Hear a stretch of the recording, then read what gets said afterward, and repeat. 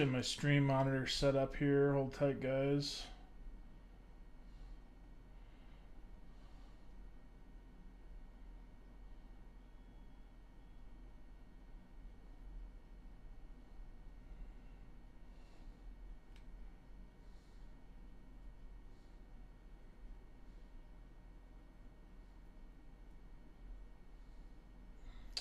Weird.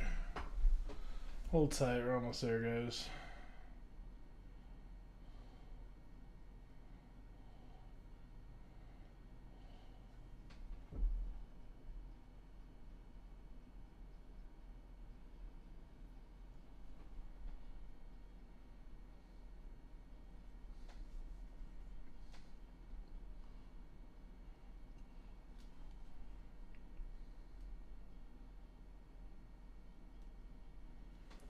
Rebooting my phone.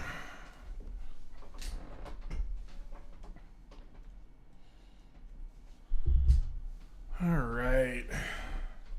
So while my phone reboots, I won't have access to the chat. So welcome everybody. We're doing some more ZBrush modeling tonight. We are also in a new streaming setup. So give me just a moment to kind of get everything together here. I am essentially letting everyone listen to whatever music they like, so no music on the stream. So if you want to tune in to whatever it is that you like to listen to while you listen to the sultry sounds of my voice and the stuff that we're doing with ZBrush tonight, feel free to go ahead and drop some of your own music in there. Where we left off last night was we worked quite a bit on the head topology of this character, and we basically modeled it off of some reference art from the artist Dark Gem and from the artist Fabric Estelle, and we kind of got where we wanted to be, kind of with the head and with some of the tertiary details on the character. Here, I have my mic turned up just a teeny little bit. I think that's a lot better. How does that sound? Yeah, I think that sounds better. All right, so we got pretty happy with the face. I think we're good with it. We're going to want to go back and, oh, it dropped all of my teeth details, didn't it? No, they're there. We're good. We're going to go back out of tongue later. My goal tonight is to get this character into topology land, into rigging land. I want to go rig this in Houdini tonight. Unfortunately, the last hour of the stream last night, I seem to have lost the work that I did on these hands. So I'm just probably not going to pay super close attention to them. I did a lot of work on that last night, and I really just don't feel like doing too much with it today. So what I'm thinking about doing tonight is essentially working with the feet. We've got some stuff to do on the feet. For those of you that are joining us for the first time, this is a character that's going to be used in a real-time HairWorks render instead of Unreal Engine, depending on how far we get with the topology. I keep saying topology. Depending on how far we get with the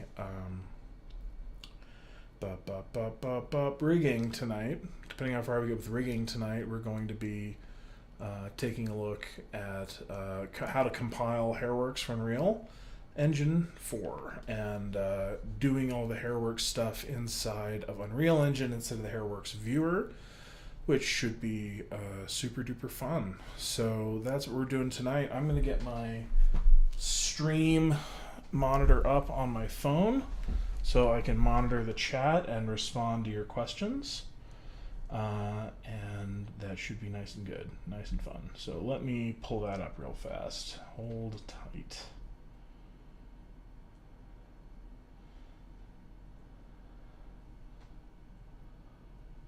It says that I'm live,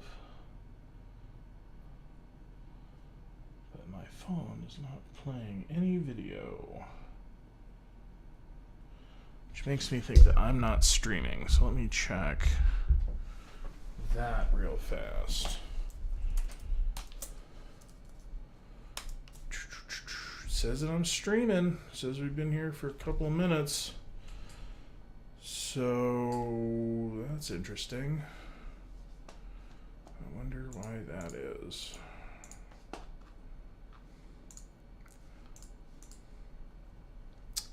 Well, let me figure this out real fast. Just one moment. And we will get straight into the stream shortly. I rebooted my phone and everything, so let's find out why my mobile isn't working.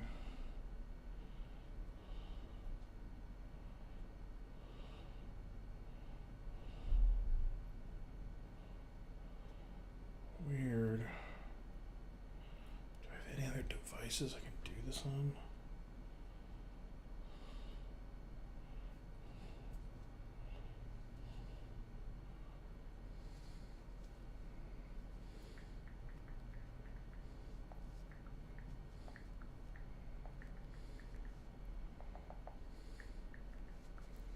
Hold on. Oh, hey, look at that. Okay, I think it's going now. Full screen it, and we're good. Yep, cool. We're good.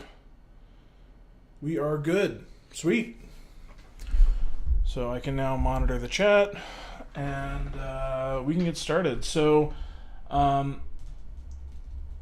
me just add a quick chat message to make sure that that's working, and then again we can just get right into it.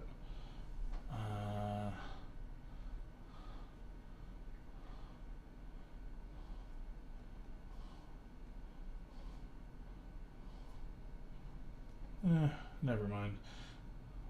We're just gonna do it.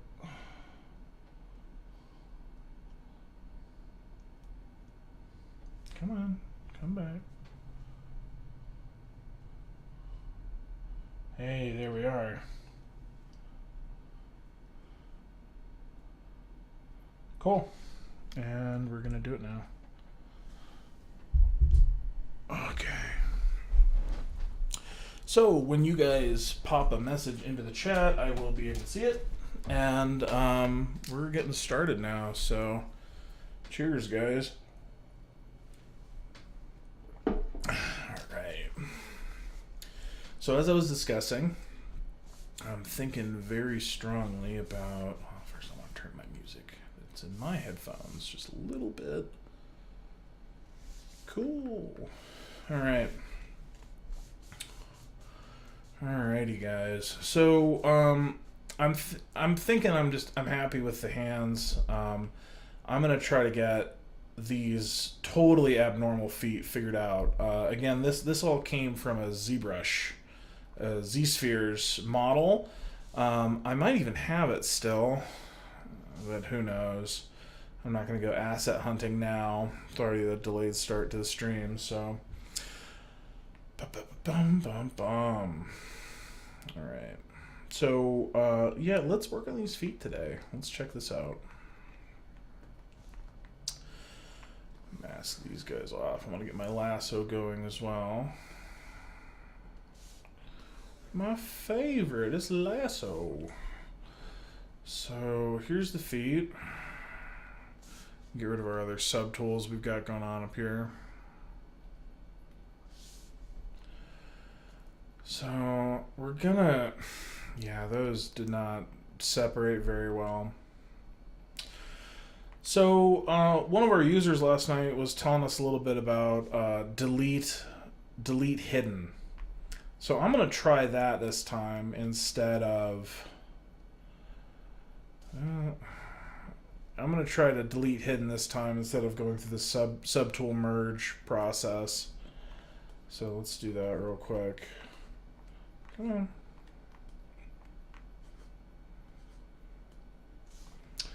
And I think I'm going to do that by using mask. So I'm going to mask out what I want to hide. But I want to do this at a lower res so I can actually have shit go on. So welcome to people just joining us on the stream.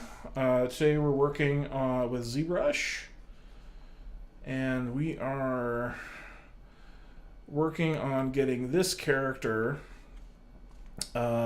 We fixed his hands, and now we're fixing his feet from the subtool. Blah blah blah. What am I talking about? We fixed the hands upstairs, and now we are. Oh, it's caught. Come on. There we are. So we're just trying to separate the toes out here. So I'm going to get my mask tool. I'm going to use the lasso, and I'm just going to select these guys. We're going to do kind of a delete hidden kind of deal. So I'm getting these toes separated. Let's see what we can figure out here. I want to do the same thing over here. And there's no music on the stream, so feel free to play whatever you want to hear. I've got music on in my headphones, but you guys can listen to whatever it is that you like to listen to. So just my voice on this stream. Let's take a look here. What I'm going to do now is I should be able to go to visibility, and I should be able to hide unmasked. Alright, so it's a little deep on that side. So I'm going to get a top view here and try it that way. So let's pull up that. Let's pull up that. Let's pull up that. And we'll invert the mask. We'll hide those. Yep, there's 1, 2, 3, 4, 5 toes.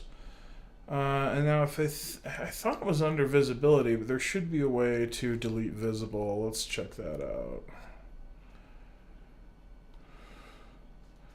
Maybe it's under geometry.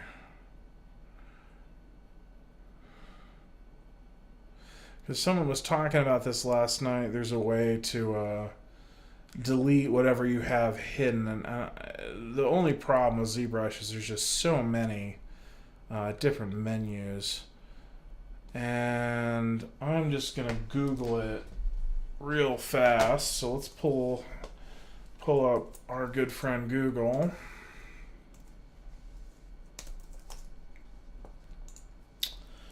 ZBrush delete hidden.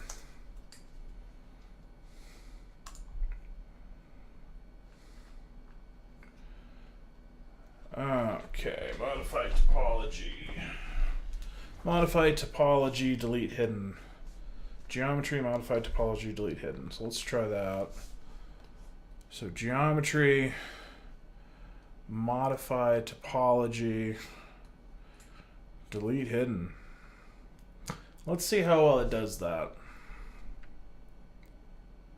Because I'm not sure if it's going to work as well as the other method we did last time. I think it might also be leaving hulls, and I do not want that. So that suggestion was pretty good last time.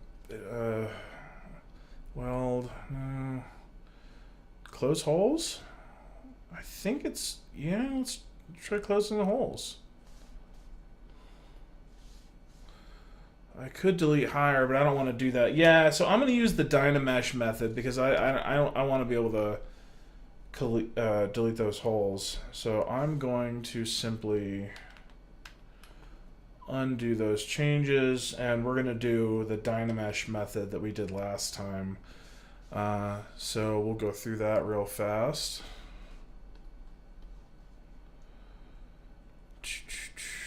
We're going to append. Gonna do I like the cylinder last time. We'll do it again this time. There's our cylinder we're gonna use to subtract the holes here. So I'm gonna go to move. We'll start moving it down here.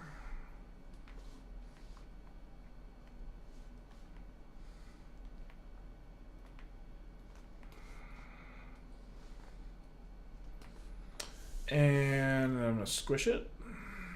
I'm going to snap it as I squish it.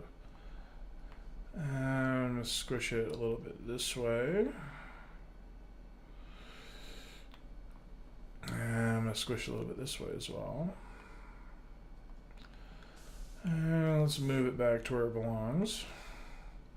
It's going to be right about here.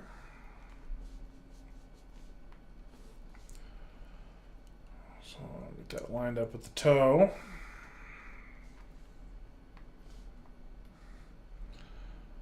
Squish this guy that way.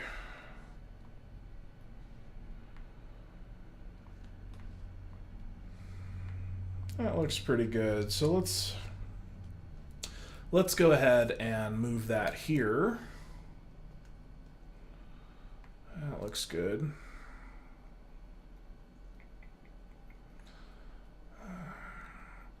Move it up a little bit.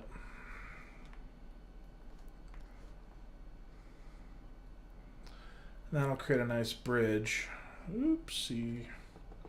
Create a nice bridge for us to subtract from. So I'm going to say right there. Squish it just a little bit here. And that's what we're going to subtract. So let's do that. Duplicate it. I only need to do a couple of these since there's only a couple of places where the geometry got squished together. Alright, there's 5 toes. 1, 2, 3, 4, 5. Oh, this geometry is so bad. Do it over on the other side here.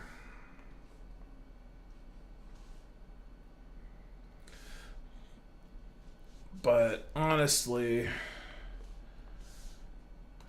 could be worse.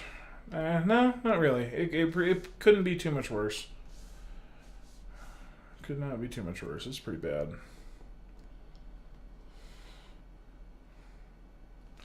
And actually, I'm going to delete that last one here.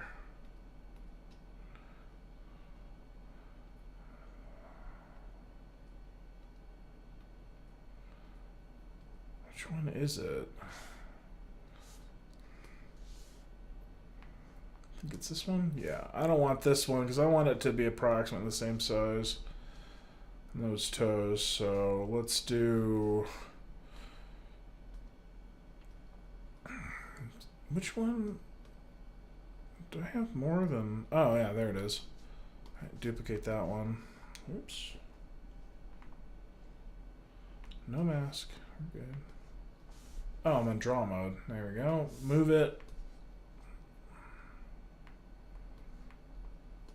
Come on. There we are. Oh, and I indented it. Frack. Pop that here. Okay, so now we're just going to merge all these down. And if anyone has any questions about what we're doing tonight, feel free to pop those into the chat. I will explain what I'm working on or what I'm doing, and in the meantime I will try to do my very best to let everyone know what I'm doing as I do it. Any feedback on the stream, etc., just let me know. Alright. Let's go move this guy just a little bit here. There we are. That should make my voice sound a little clearer now that it's a little closer to me. Yep, that sounds clearer. Cool.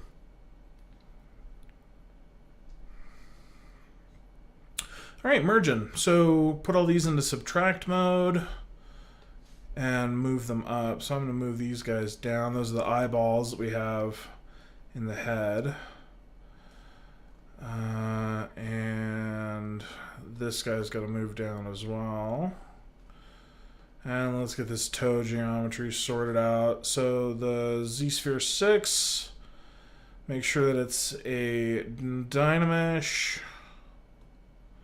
into geometry.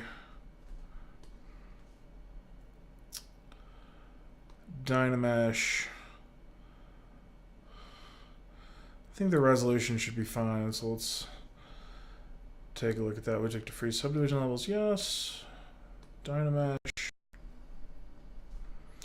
All right, And then I'm going to go into the subtools and subtract mode. I'm going to make them Dynamesh as well. And merge these down individually. Merge down. And we're just going to skip that warning until we do it next. Okay. Always okay. Gosh. What the hell? Where did that one go? Did we lose it?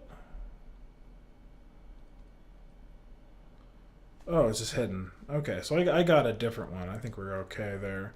So now that that's merged, what I'm going to do is in geometry, I'm going to go to Dynamesh sub, and it should pop one of those out. Oh, man, it wasn't deep enough. Gosh darn it. Alright, so I'm going to make sure these are wide enough. So I'll do another Dynamesh pass with that in a minute here. So let's merge this one down. And let's see how this one did. Geometry, Dynamesh sub. Yeah, I think that these tips are just not big enough for it to detect that. So I'm just going to change the remaining geometry that we have so that we don't have to redo it.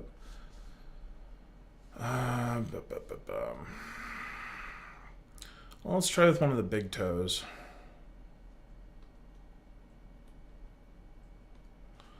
See if these are big enough. They look like they're big enough, but I am concerned that they won't be.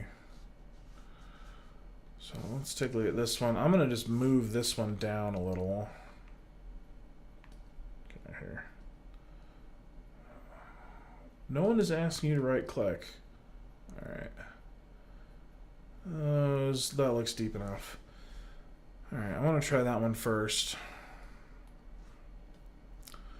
So I'm going to merge down. Geometry. Sub. Yeah, that one worked. I think it's because the tips of these are just too far back. I don't think there's a problem with the geometry per se. It's just that these need to be moved forward a little. Stop pretending that you're right clicking. What are you doing? What the hell? Alright. It's lagging. What am I doing wrong here? Why does it keep doing that? Stop it. Alright, there's that. I'm going to do the same thing for this one.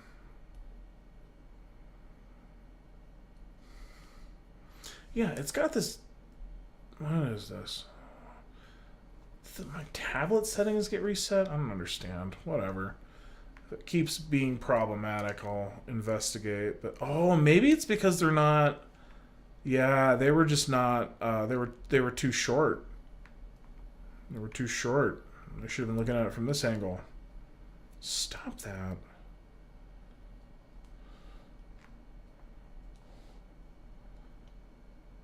Okay, I'm gonna reset that tablet setting because that's driving me crazy. Alright, let's see here.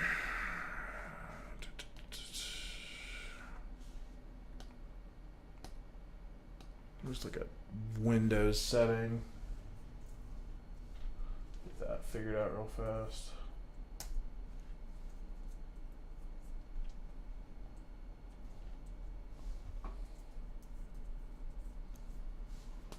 Oh, God damn you.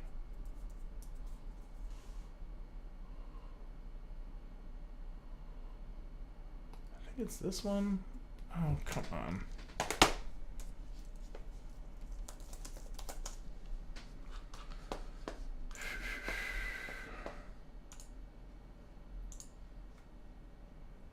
Press and hold. I thought I disabled that. Yeah, enable press and hold for right clicking.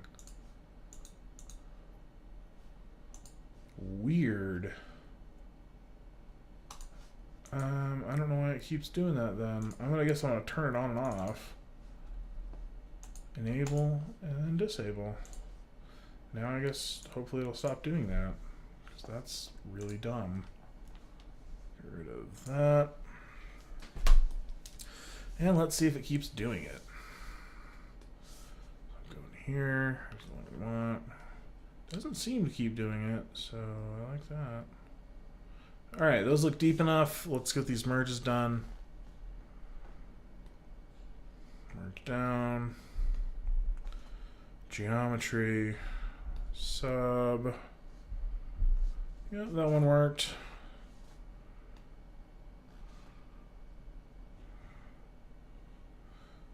And I'm going to leave one of these alive so I can move it over.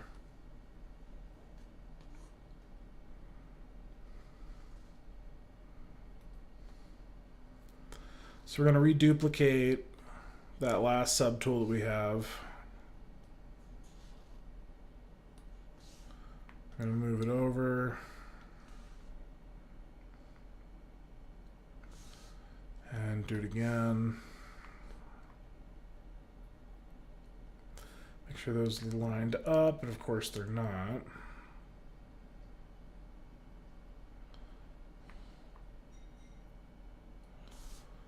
The other one here. All right, so now those should be deep enough as well. So we're gonna set those to sub, and let's do it. Merge down.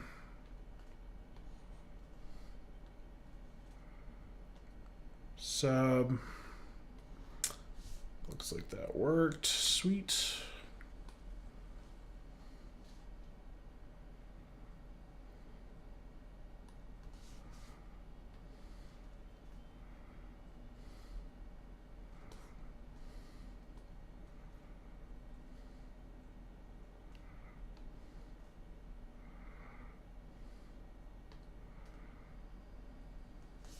Get it? Oh, it's like something at the tip.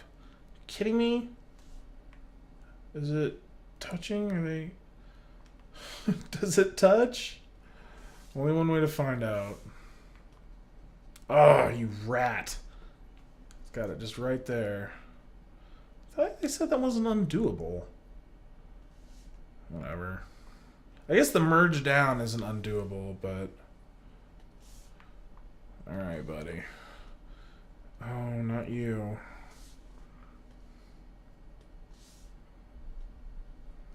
I'm going to move that right there. There's no way that it won't work this time. So, this guy.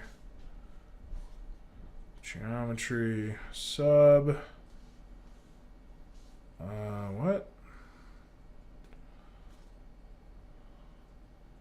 Oh, I guess I got to merge it down. Merge down. Sub. What the hell?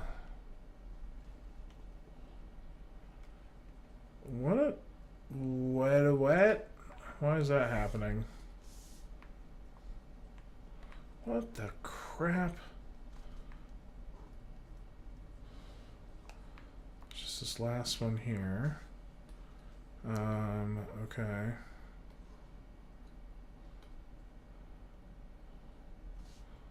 Oh, what the? Undo that. Undo that. So we merged it down. That's all in one layer now. Now I can go to geometry and I can do sub, right? Okay, whatever. I'll just add another one. It's bizarre.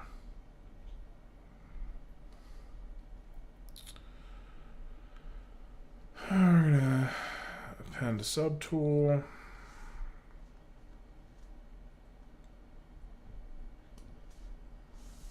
I wish you could just set the input scale for these damn things. Oh, I hate when that happens too.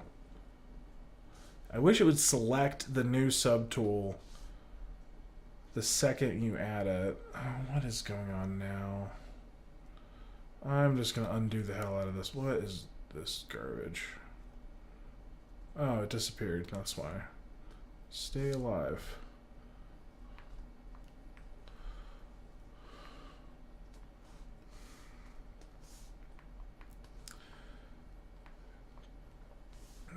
drawing on it again. God damn it.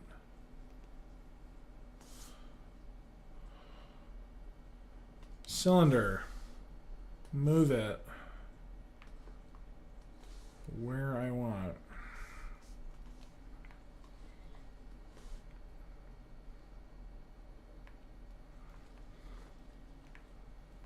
Where did you go? Here you are.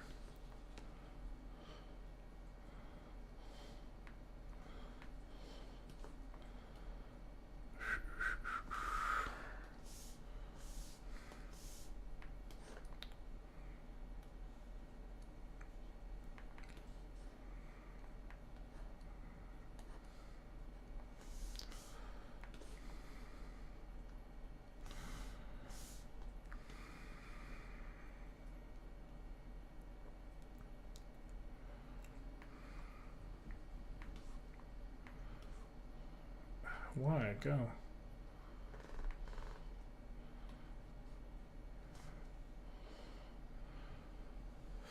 Alright, that looks like pretty... That should be pretty clean. Alright, so I'm going to merge down after I set that to subtract. Okay. Geometry, sub. Okay, cool. Alright, toes are ready. God, they're broken. Ugh. Alright, so pop in here. I'm also going to make sure I haven't seen anybody in the chat yet, so I just want to make sure that the chat's working real quick so that I can catch your questions. Hold tight. I was going to pop a message in there, make sure I can see it.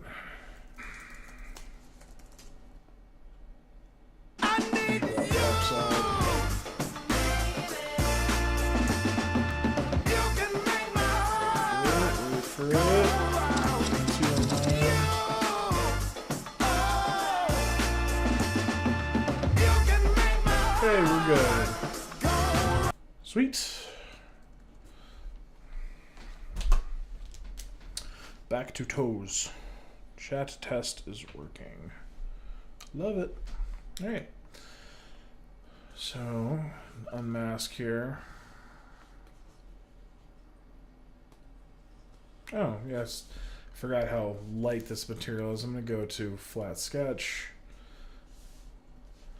And we can start doing this guy.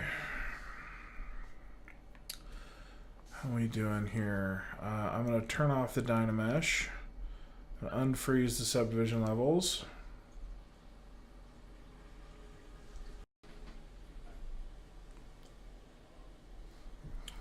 What the heck? Come on, get out of here. I'm sure there's an explanation for this one. Pop back to draw here. Get to a lower subdivision level. Oh, it's because we projected back up.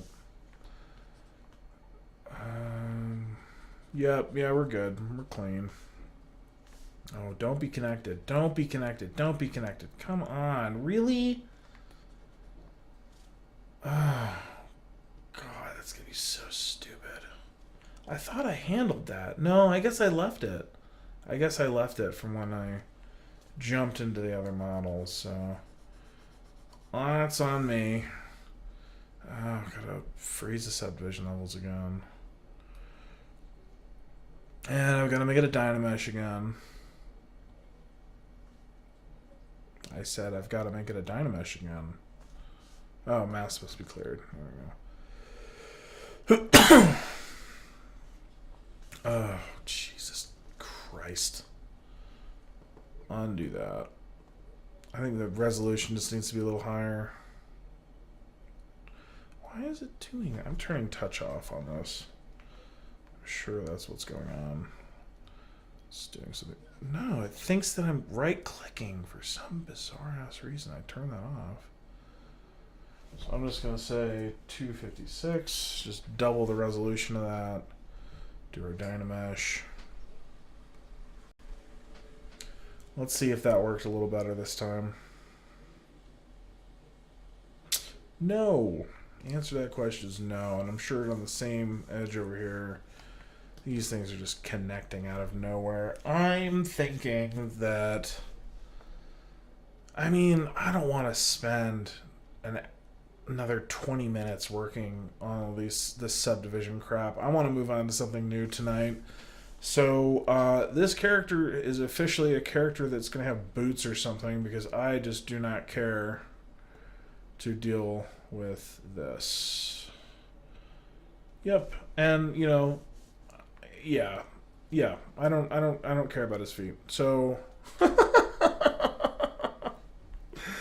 I think I'm just going to you know, quickly deal with the geometry issues we have here. I just do not feel like modeling this particular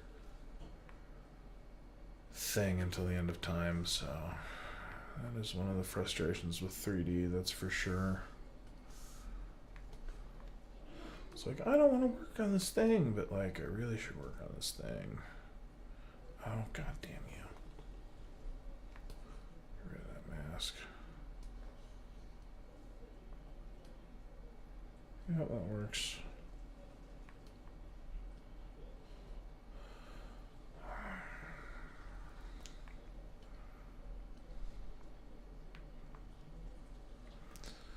Get this out here.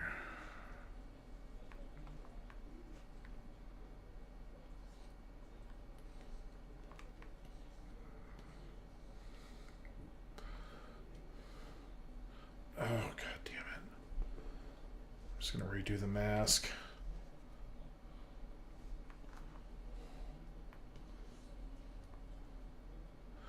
Oh, I don't want to deal with foot geometry today. I just don't. Capture that. Move this out. Oh, I don't want to deal with this at all. Thank you for everyone who's joined the stream. As you might have noticed, there's no music. I've got some good in my headphones, and I suggest you do the same. So go ahead and migrate on over to whatever your music service of choice is there. And we will...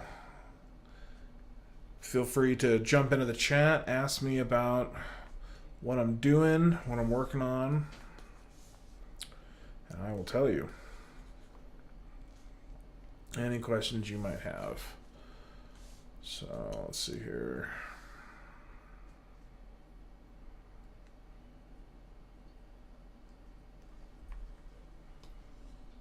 Let's grab this guy here. I think, is the foot too long? I thought I did the geometry pretty reasonably, but I think the foot's a gigantor shack foot. Let's fix that. It's like the first thing that's wrong here. I think I got really lazy on the Z spheres when I first did this, so that is probably why it looks so terrible. So I just wanted to rush forward. Okay, that is a lot better already. My goal right now is to get the model to a place where I feel comfortable that if we start doing retopology, I'm not just going to be super pissed off that I didn't spend another couple hours on it. So what I'm doing right now is just fixing some of the egregious errors that are in here. And so that when I go do my rigging for the model, it's not going to be a giant PETA. No standard brush, please. It's got like cellulose. Let's fix that. Oh yeah, I've really got to take care of those legs. That's like cellulose on his leg. It's weird. Actually, I think I know what that is. I think that's a topology error from when I squished the legs to make him shorter.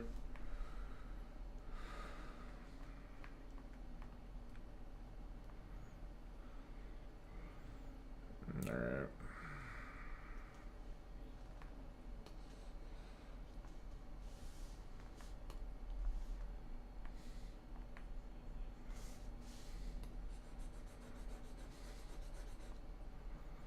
Trying to get rid of this seam as best I can.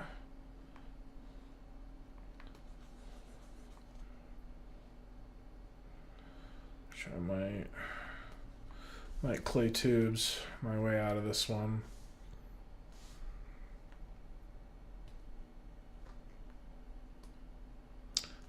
doesn't work every time I stream. It's so weird.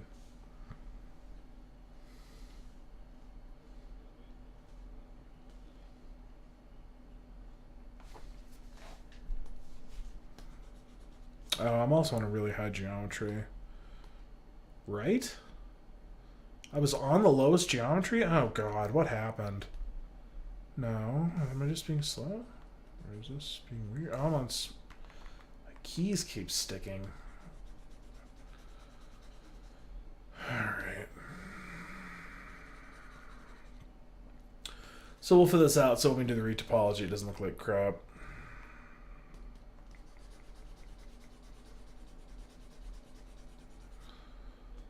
We're just going to fill in this seam, smooth it out, and that should look just fine.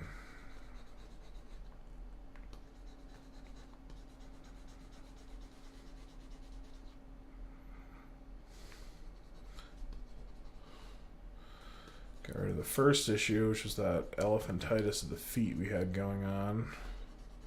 Proportions were just totally off. And that's honestly something I like to already have solved when I do the Z-spheres modeling. So, alright, first thing I'm going to do, break out my anatomy book, and I want to go look at the feet.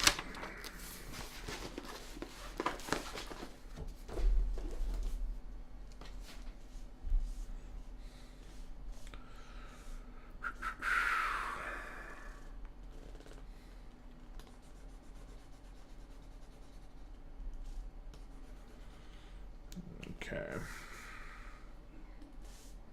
Yeah, it's so weird. Those tools used to work. I have to figure out why my hotkeys aren't working.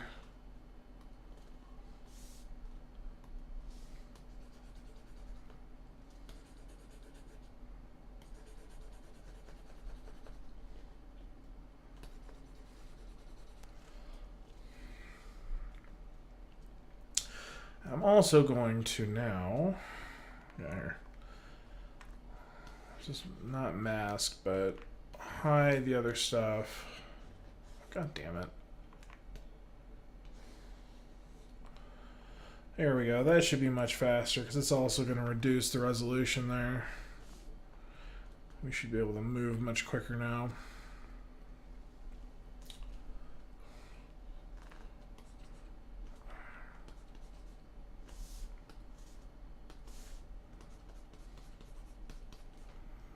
Maybe I want a little more of the leg for this sculpt.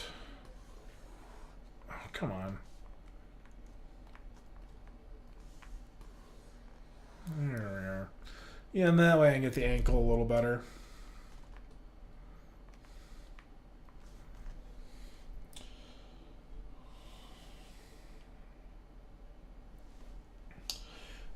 Ankles are interior to the leg. Start working on those.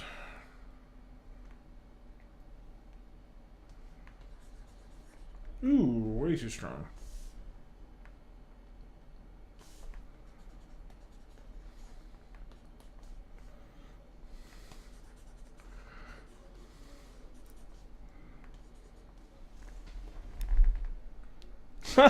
What's up, Rune? Welcome to the chat. Welcome back. Sunday night. Yeah, we were doing our stream from Rune's place last night.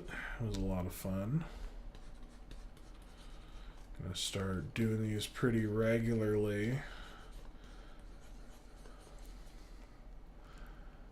Should be pretty good.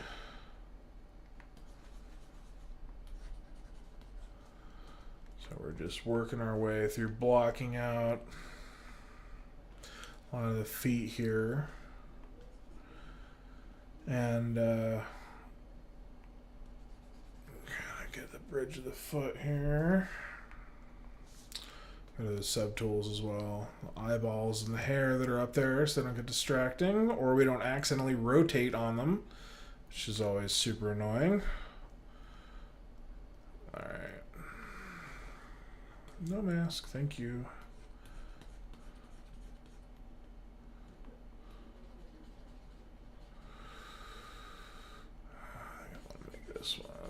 like this. It's like literally feeling my foot being like, what side is that on?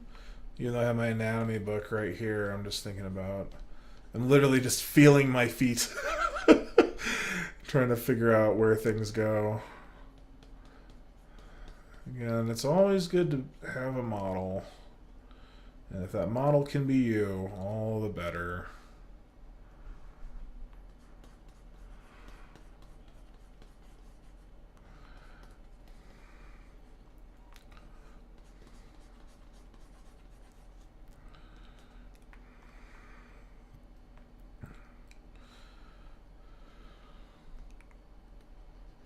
Oop.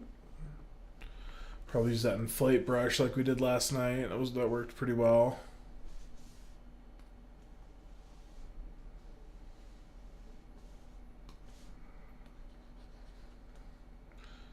Maybe not that strong though.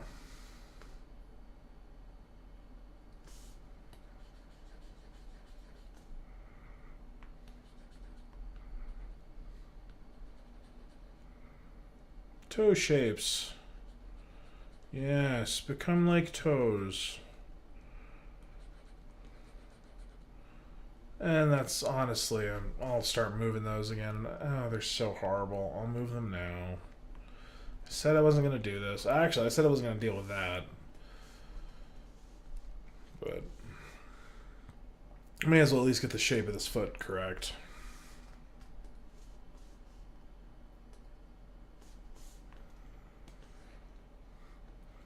This is where I look at my anatomy book. Because I can't see my toes right now, not my own toes. Maybe I shouldn't have done that because now it's going to move all of it. No, looks good. We're fine. Here's this guy.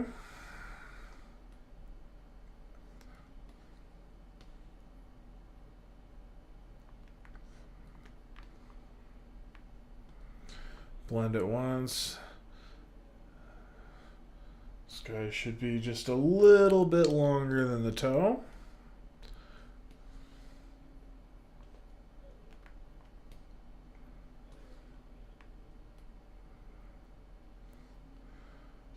This interior area here, flip it, mask it a little bit.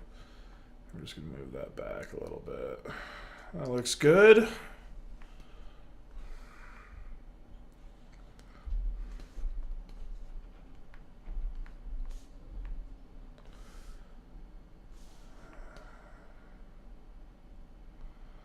Let's get this toe.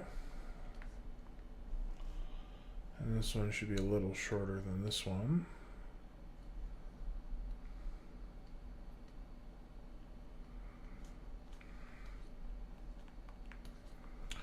I'm going to grab this interior area.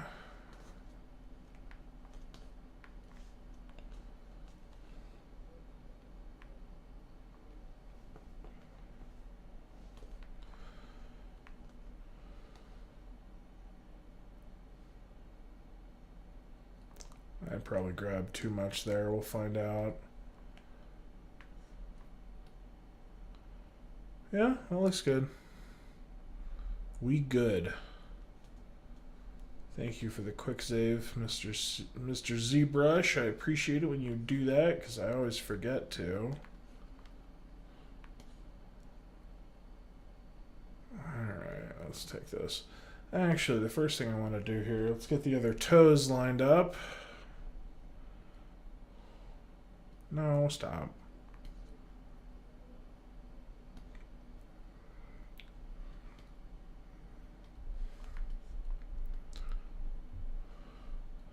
All right, now pinky toe.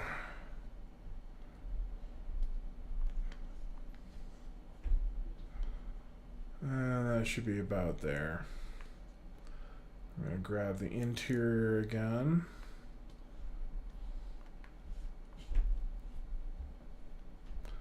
Move that back. That looks pretty good. And even though this thing's all screwed up, I just, whatever.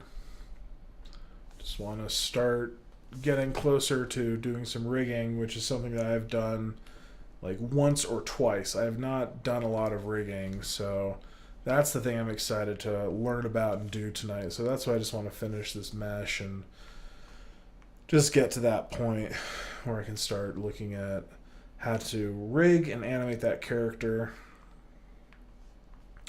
So let's give it a shot. I also want to tonight try this workflow with Maya LT. By this workflow, I mean the ZBrush, the HairWorks stuff.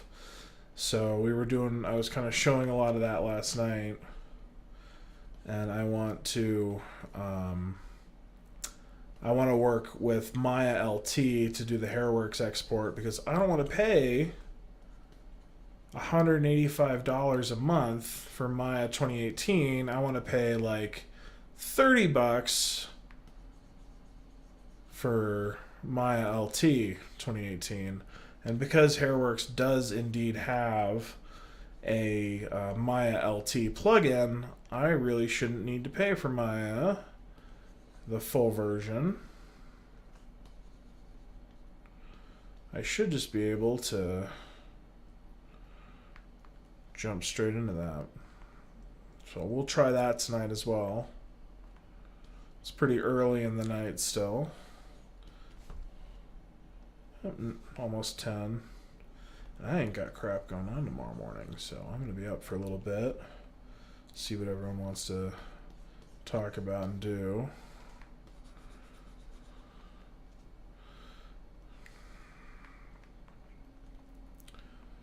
Probably flatten the tops of those toes a little bit. Now I'm going to want to get this. Look at this out here a little bit.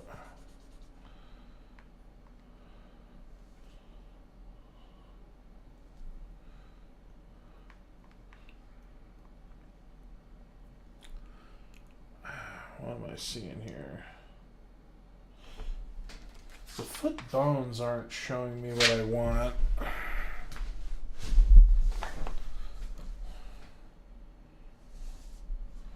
So I'm just literally examining my foot here. Alright. So there's that interior arch. And then... So I'm going to get the arch of the foot going here.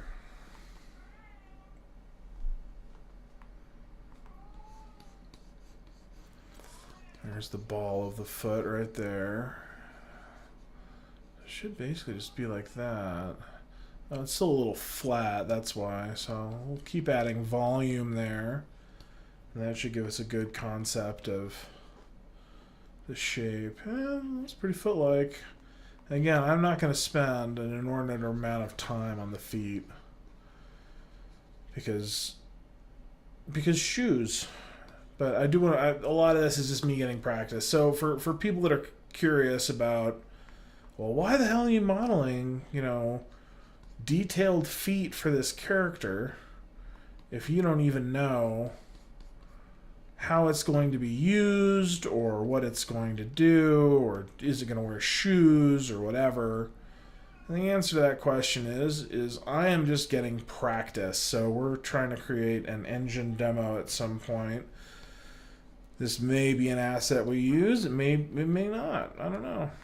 So right now I'm kind of just getting practice while me and my teammates work on the story and setting of the game. It's already looking pretty good. I'm kind of digging this.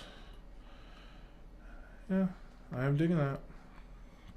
I'm going to move the toe here so that it's lined up where I expect the toe to be. What the hell?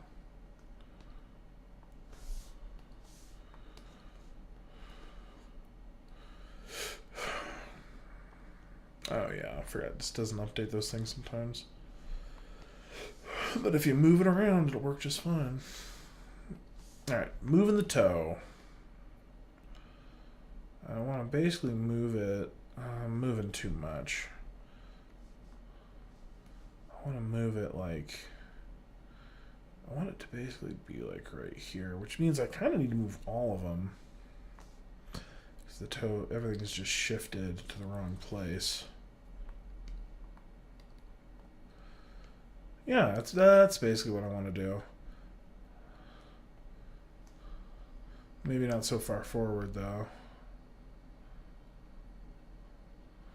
And that just needs some volume for it to not look weird on the top view.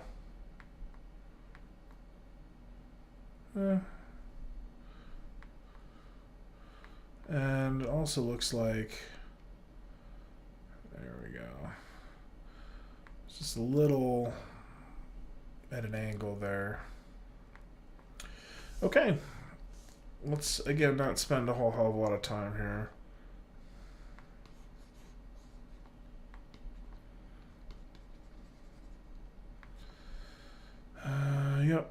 Yep, I'm just going to be cool with this. I'm just going to be cool with this and say, yep, it's cool. We good. All right. So now when we look at the character, who I've also completely neutered for the purposes of the stream. No junk in the trunk. But no one wants to look at that anyway. And it was only so that we could model clothes around it, so whatever. Alright, looking good here. Looking good. Alright. Cool. I might I though? I was thinking about maybe going back and doing a little work on the hands, but nope. I think I really want to get into rigging tonight, like a lot. So I think that's what we're gonna do. Let's start with the retopology process. Oh, do I really want to say that? Oh, what if I want to change the model later?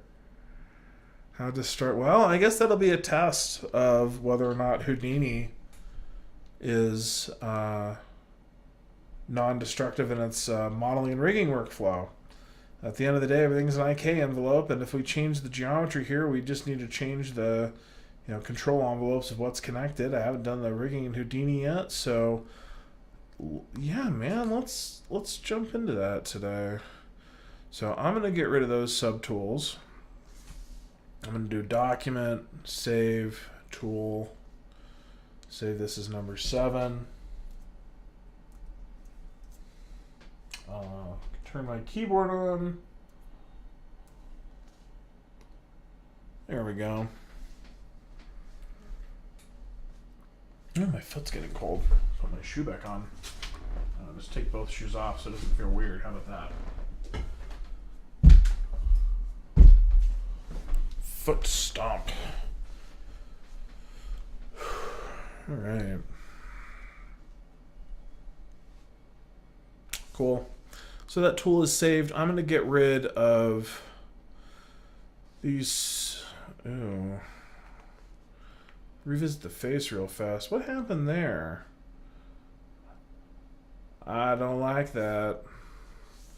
So I'm going to fix it. Why did you get broken anyway? Ooh, no, not that. Why did this get broken? That's my freaking question. So I'm masked. Why can't I?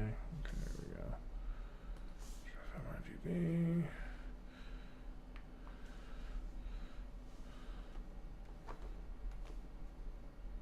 I just want to fix this little indent that we've got going on right there, which I think I'm just going to do with the move tool.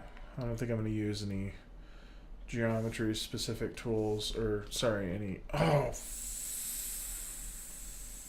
I hate it when I do that. Ugh. All right, go back into edit, draw. I want to mask out this, maybe even just that. Just gonna mask out what I want to move. Flip it, move it, turn off X symmetry as well. So I'm gonna get rid of that mask. So I only want to do it on this side because I think somehow the X symmetry on this part of the model got screwed up. Flip it. Move it just a little bit here. No, I'm not going to do that. I'm going to just have the area that I have here. Maybe a rotate is going to be helpful here. Kind of. No. What is the best way to do that?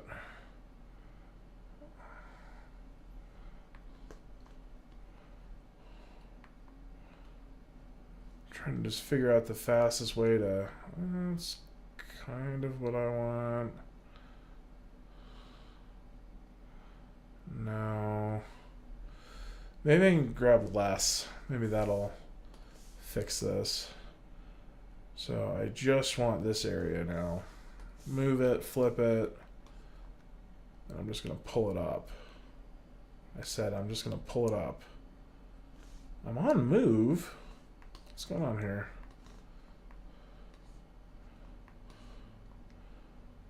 Go. Here we go. Yeah, well, that seems legit, and then we'll just smooth it, right? Yeah, let's see what a smooth does now. Okay. Maybe just light taps. Actually, I'm going to clear my mask, and then that'll fix it. Actually, I'm just going to spread the mask a little. And make my brush size smaller. Oh, it's not doing what I like. Well, I can always adjust it with the rig, but like I don't want to have to set a bunch of crap. So clay tubes it just a little bit to try to even it out around the eye geometry that's behind there. Why is it doing that anyway? Hey, wait. Did it kill? Oh, yeah, when I do the Dynamesh, it's going to do that, isn't it? It's going to delete some of that geometry, which makes me concerned because I want to see if those teeth that I worked so damn hard on are still looking good.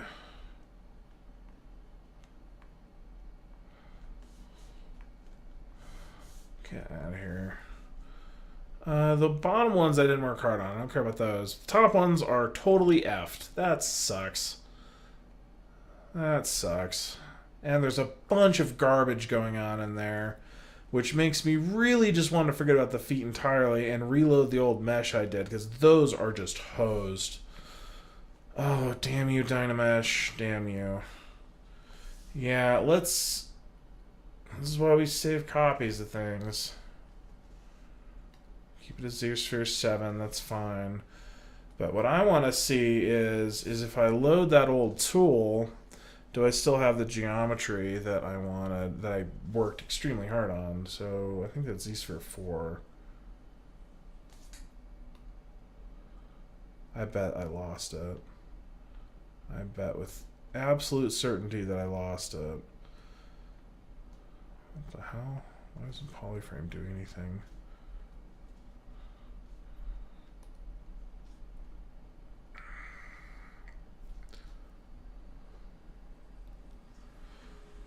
So I'm using the geometry subdivision levels here. Let's see if this thing kept what I wanted. It probably didn't. No, those look pretty... I mean...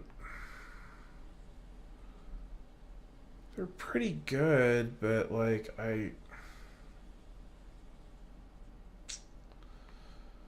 how fast is it going to be to clean this crap up though? I don't want to have to deal with that, but then I also don't want to have to deal with screwing up the fingers again, so I guess I'm just going to repair the mouth. So we're going to do some mouth repair.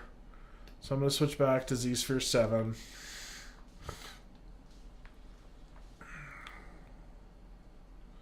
Oh, that's why the eye geometry was screwed up. It's because I was at a low res. Alright, cool. So, first things first, let's clear the old subtools we're not using.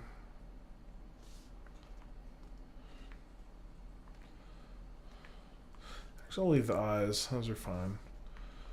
And let's work on the head, because this is really where I want to do the most of my animation stuff tonight. I really want to work on the facial. Hide the planet! Hide the planet! Shut up and get in the car! Hide the planet! Hide the planet! Out here. Oh, I also probably want to turn on X symmetry again. X symmetry, love it. Thank you for the sub, Rune. I appreciate it.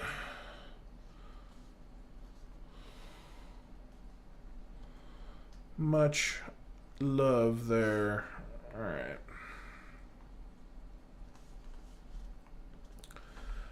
Clean this guy out. Just make it nice and simple.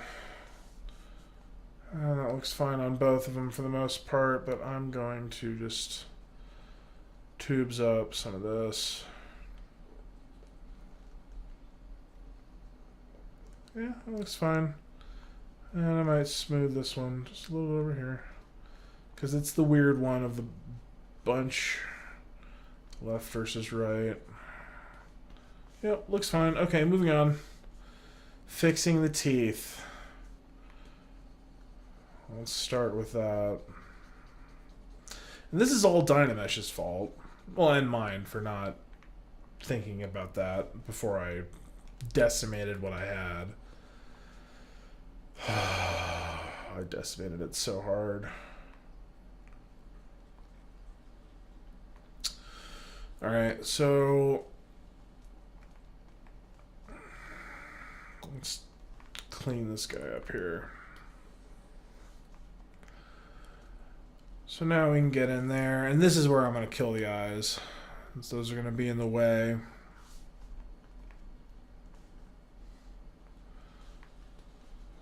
Curious about how we'll get through that. I wonder if these are just stuck. I wonder how hard it's going to be to get rid of that. I guess I should start cutting it up and around. Because it's only on that one side, too.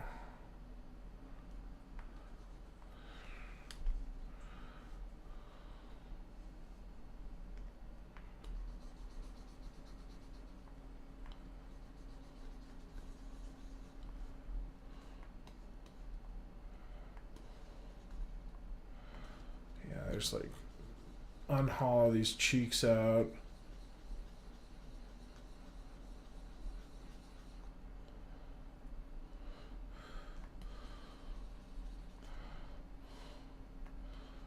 Some serious problems in there.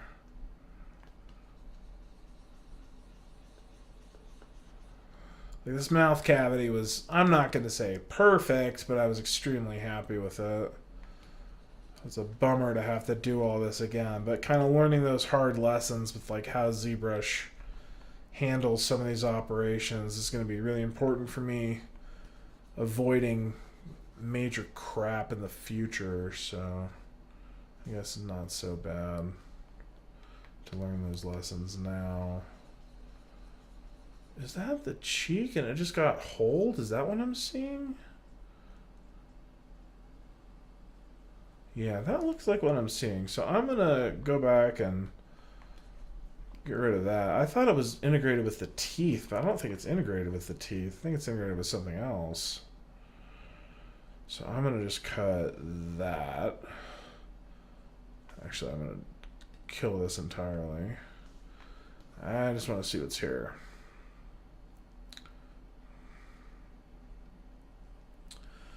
Yeah, to me, that looks like...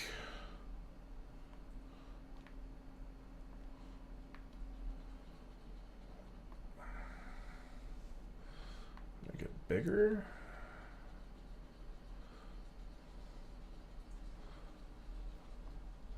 Yeah, there's like just a big old hole there.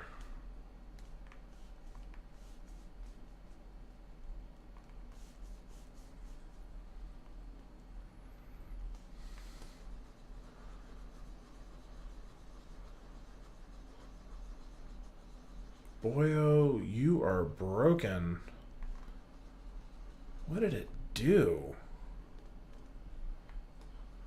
Yeah, this Dynamesh really screwed up everything. It's like those points like conjoined now. Because like that's screwed.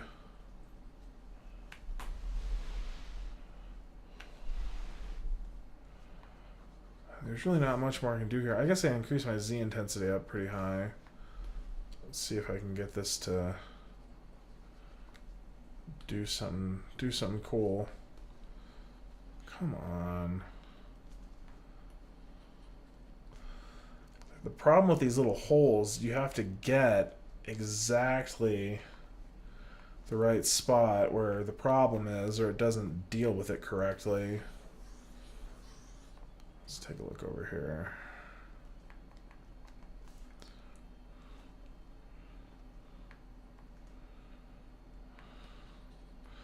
No, that didn't help at all.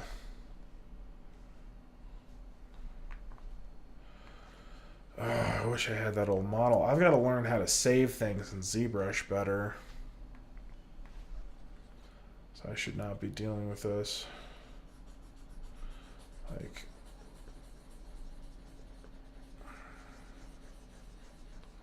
yeah, those things are just totally screwed up now. I guess I could fix it during the retopology step.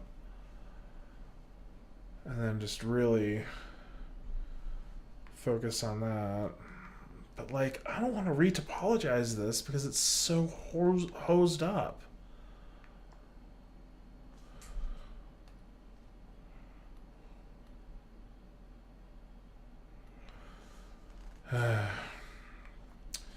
I guess I'll just re-add my details and try to do what I can here. And the teeth are basically gone, the ones that I made. That's just depressing.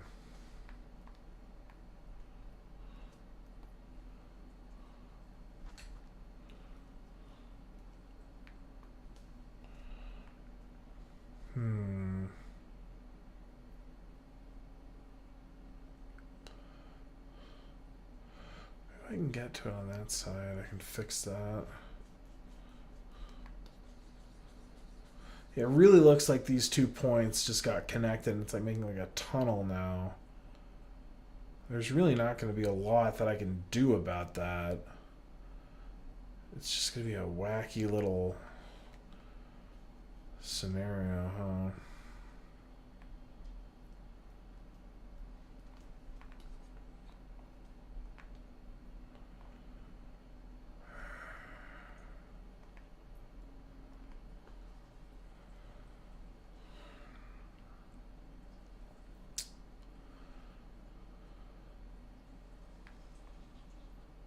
What are you doing? What are you doing? There we go.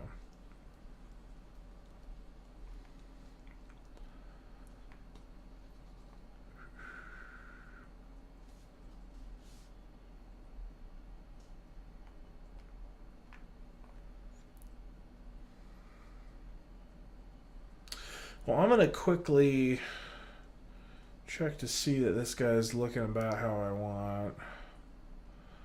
I'm going to say, yeah, the feet are still, legs are still screwed up, but I'm not going to use any bump mapping on the character, so all that'll just go away.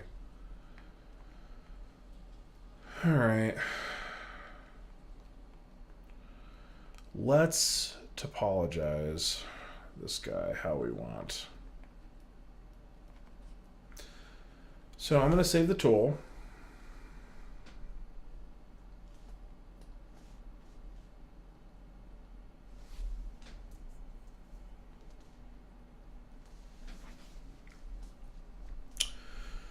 And I'm pretty sure that there's new topology tools I haven't used in the last 8 years that will just automatically do this. I kind of think that it's...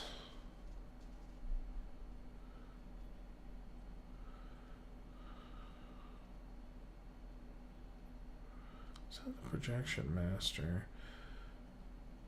I mean, I could just do it the old school way. It's not decimation.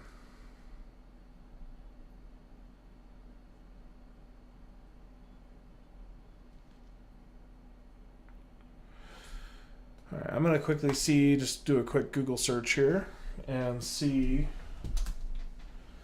if there are some new tools for ZBrush retopology.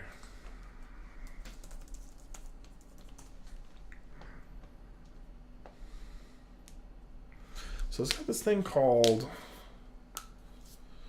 Remesher.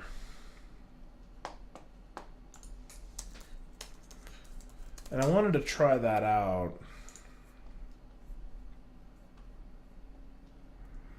It looks like it does a damn good job of this. One button automatic retopology. Well, I like that idea.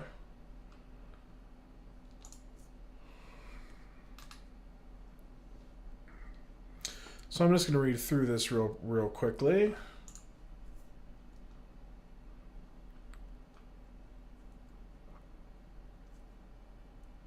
Okay. So there's some stuff we can do here. So let's do it. Come on. All right. I should be using my tablet for this. All right. So as you guys can see, the mesh doesn't make any sense for animation. So let's use the new ZRemesher and see what we got.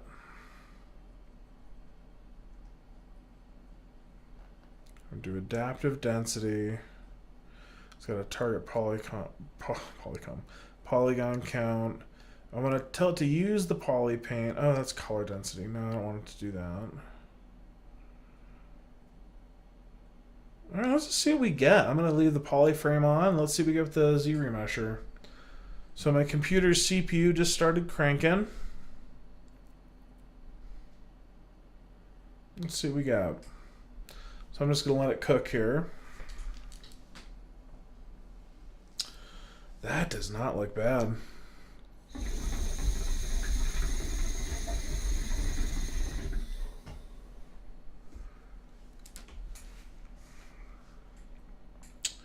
But we lost some detail. It fixed my toe automatically. That makes me extremely happy. Maybe before we export it... Actually, no. This solves some problems for me, doesn't it? Because now I can redo my poly paints. I can go in, I can fix the teeth.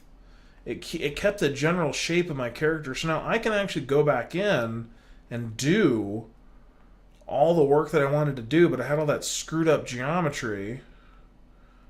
I don't know. I think I'm kind of happy with this because this corrected a variety of the issues that I had. It gave me a character with a very low poly count. This only has 43,000 points. 43,000, we'll call it 44. 44,000 points divided by 4 is 11,000 polygons. So 11,000 quads. That's really not bad. That's really not bad at all. So this looks like it's giving us a nice distribution. Yeah, it did what I wanted with the tail, basically. And the ears look like, oh man, guys at ZBrush, one button retopology. That would have taken me like hours. The old way of doing this, and I might even want to go into this just to talk about it. The old way of doing this was just, there's a whole chapter in the book about it. It's just out of control. You get Z-spheres and you make this adaptive mesh, and it's like a whole thing. And now here it is. One effing click. That's why this program's expensive and worth it. Okay.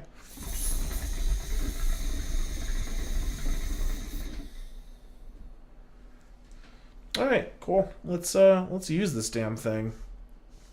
So the first thing I want to do, I want to put my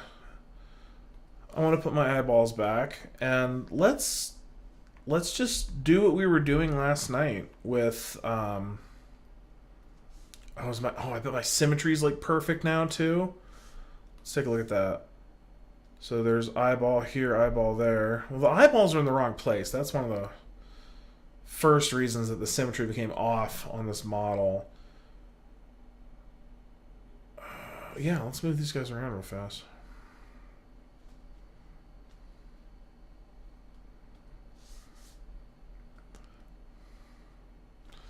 Turn off polygroups.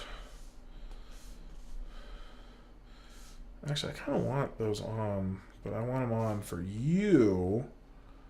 Oh, it doesn't keep them. I kind of need to see where those are. Oh, I guess I could just turn on... Yeah, I could just work on one side of the model and not worry about it. So I like where this eye is, not the other, so I'll just turn those off. flip that guy off. And then I'll move this sphere where I think the eye should be. What the heck? Okay, just checking, just checking. Probably turn that off. So this is always the side of the mesh I was working with anyway. So I'm going to make the eye go about there. I think that makes sense. And then let's see if I'm right about the idea that I can just draw over this. It's going to work on both. And also, now that our point count is so substantially lower, let's go to Document, Save, Tool, 9. Am I masked on something? Oh, my Z intensity is incredibly low. There we go. And my brush size is huge. And my geometry is so small now that it actually doesn't have a lot to work with. So I'm going to go in here. I'm going to click on Divide. And now we're double the points. Let's see what that looks like in the polyframe.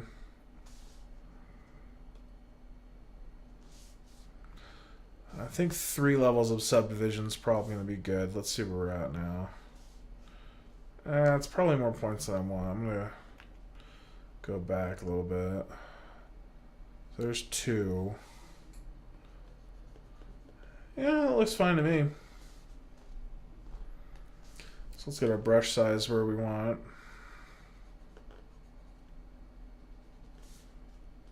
Sure, subtools look good.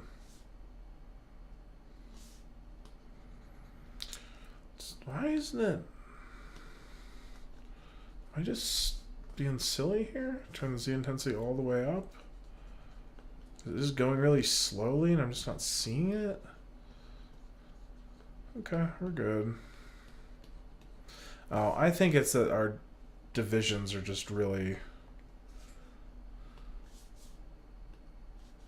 Get out of here.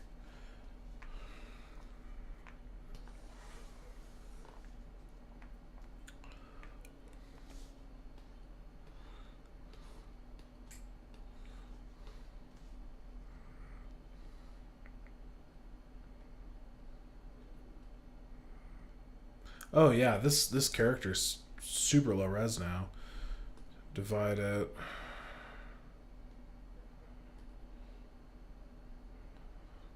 Actually, no, I don't want to do that. I only want to subdivide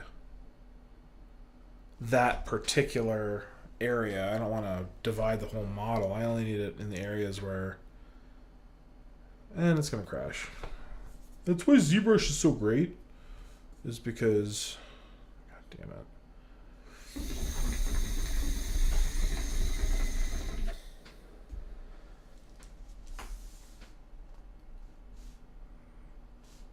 Alright. Open this guy back up.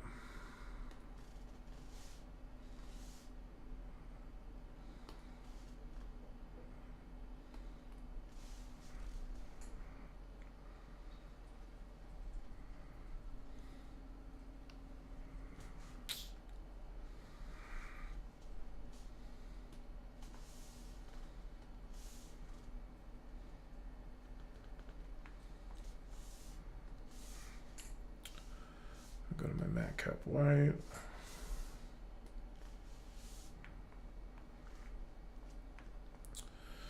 See if this is the one we're looking for. Indeed it is. All right. Right into business here. Get rid of the hair. Get rid of the eye. I wonder if it has a local mirror option. Anyway. Turn on my polyframe. I'm going to subdivide... Is that like a magnetic lasso? Is that a thing that has that will snap to the vertex? I didn't think so. So I'm just gonna grab a smaller area.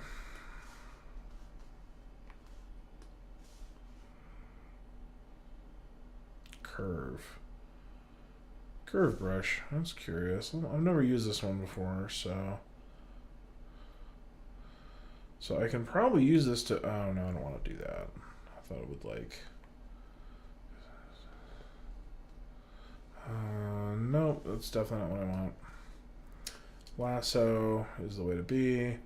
So I'm just going to use the lasso to grab it along the vertexes that are going to make up the edge loop for the eye. So this is the area that I want to increase the geometry in. I just want to make sure I grab all the vertexes that are a part of it.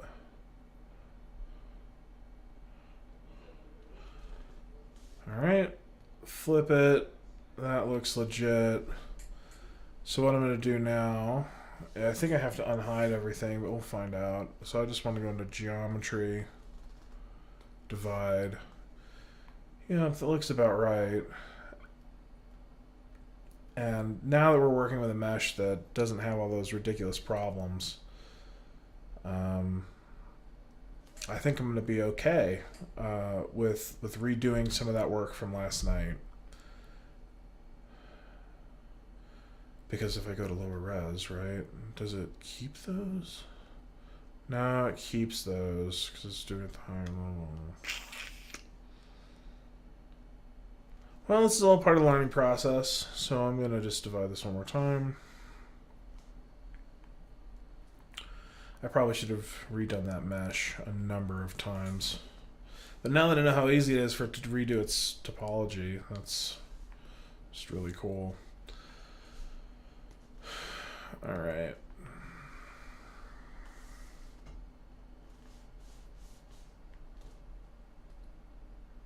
All right, this doesn't work. Come on, this is doing. Clay tubes.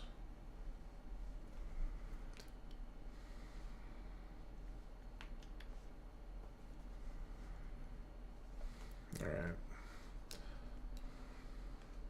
I'm also going to zoom out and I'm going to select the lasso. Let's go here.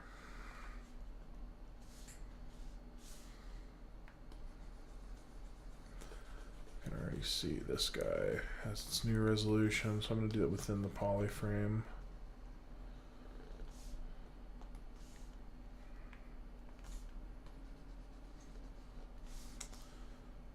This is not enough resolution.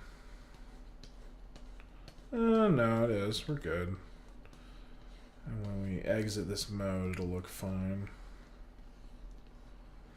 Yeah, this is already deforming so much more intelligently than it was before. That Dynamesh really screwed up my ability to do a lot of things. So I'm going to use the Z remesher next time. Well, I mean, you have to. There's certain reasons, certain things you have to do to use Dynamesh. Certain reasons to do that. So I'm not too worried about it.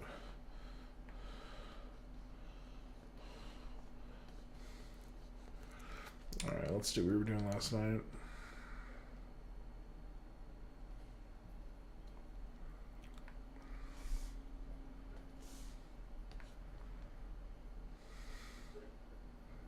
Oops.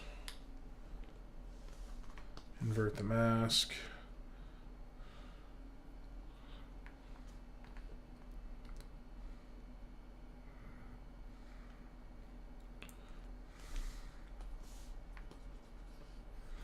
Oh,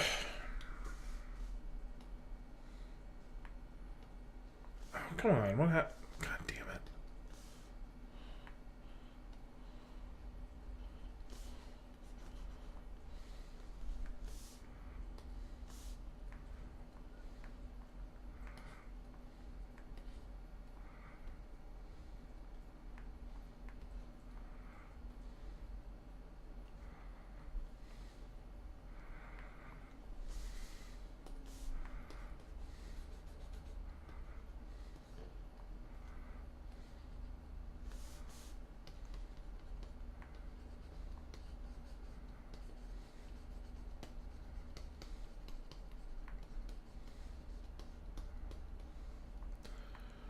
Alright, let's take a look.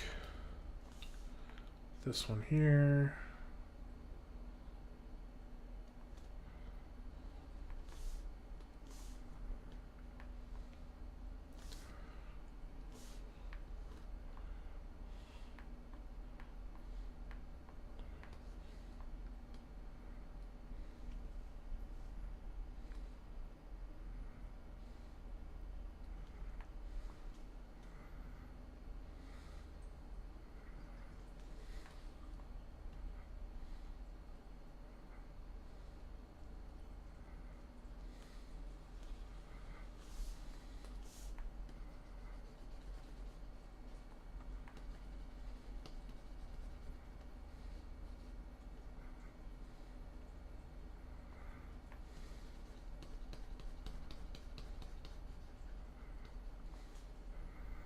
Seems legit. It's looking good. And that's what it looks like with the eye bulging through it, which means that I guess I should address that.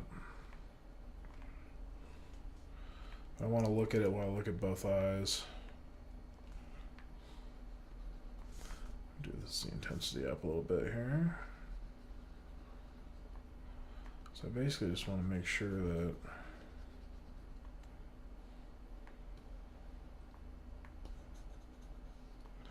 did that not grab geometry? Oh, looks fine. So now that I'm in here,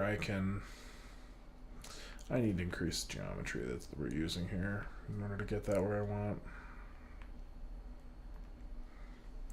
So I'm gonna roll back some of those changes. That one's fine.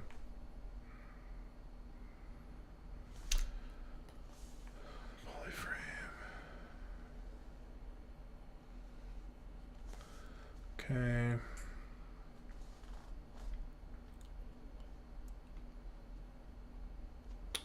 The opposite of that, please.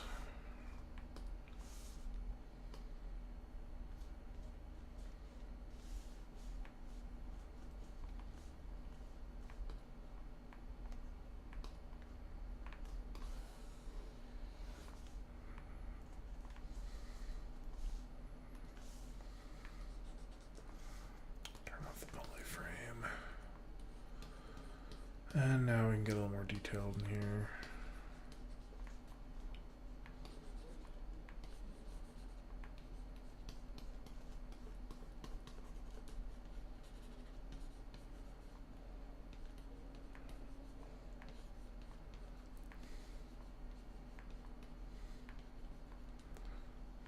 Alright, let's see how this other side's looking. This is the side that I want to make sure that I'm probably going to do like a inflate brush and then just do the opposite of inflate. I think that works, but I'm not sure.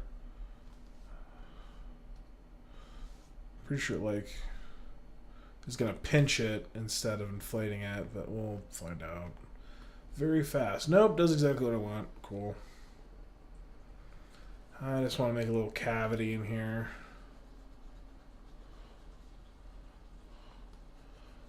Just so that it looks more natural when we're not looking at it through an eyeball.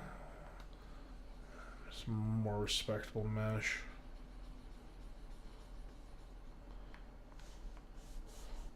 And that looks fine over there still, so.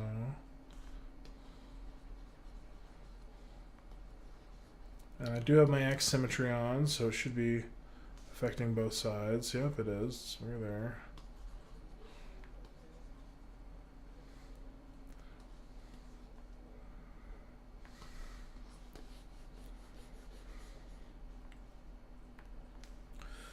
And then from there, I can probably actually make these lids close, which is the default rest position I want to make. Well, no, I guess it doesn't have to be. I can make them close just with the rig. They don't need to be closed to do this here. So I should just make them look in a natural resting position for what I want for the character. Should be kind of slack-jawed, so to speak. I feel like that should have more geo, but whatever.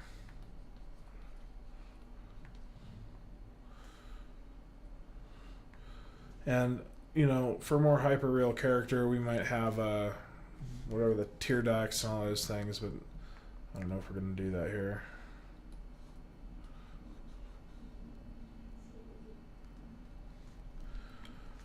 All right.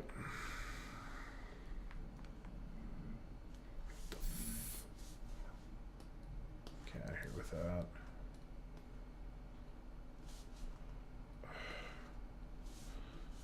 Sometimes, I swear. There we go. Cool.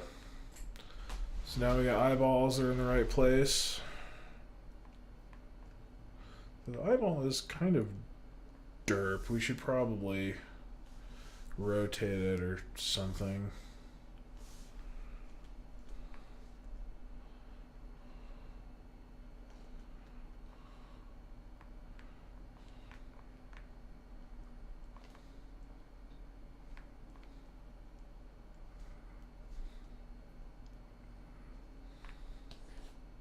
Not what I wanted to do.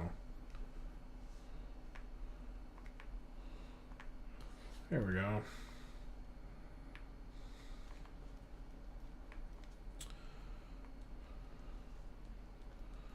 That's looking good.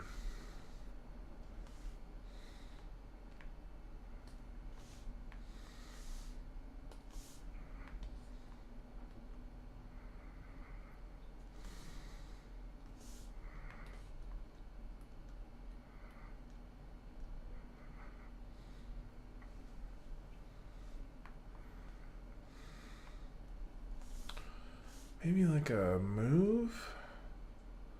That's kind of what I want to do.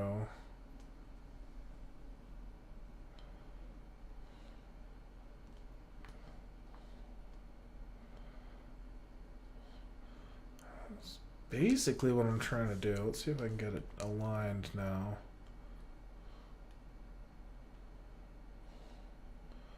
I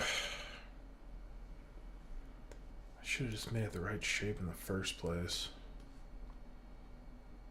That's basically what I'm thinking. But that's what I'm trying to learn, is all this.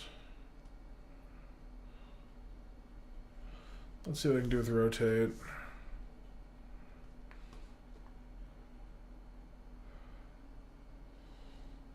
There's really no reason I shouldn't be able to get this to get out of here to work.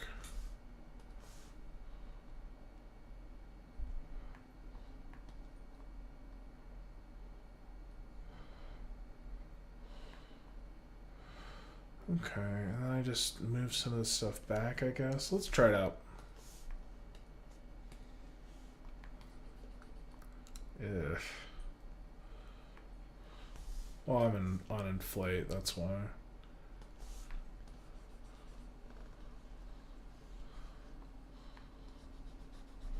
Yeah, this should be fine. It kept the general shape, and I've just gotta cut some of this back now.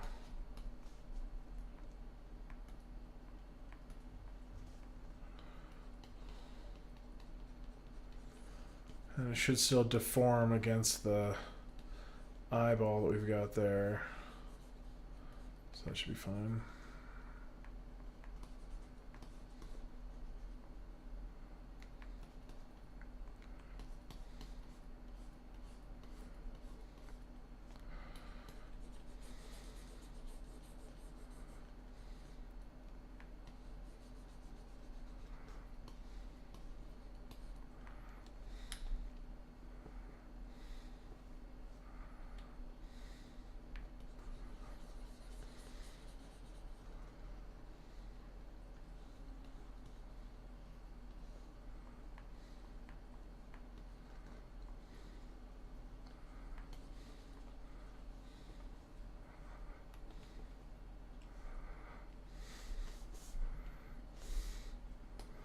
Set her flatten real fast.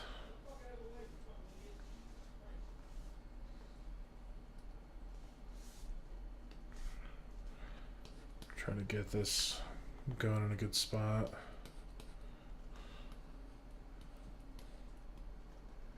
Alright, not quite.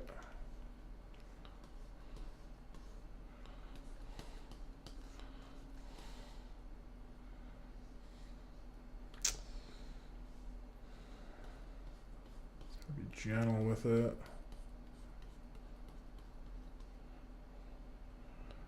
I just want to get this a little flatter here, closer to the eyeball.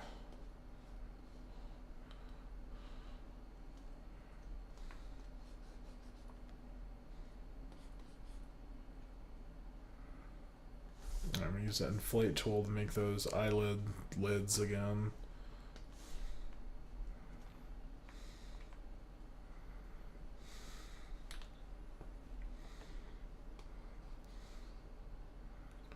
Those looked nice.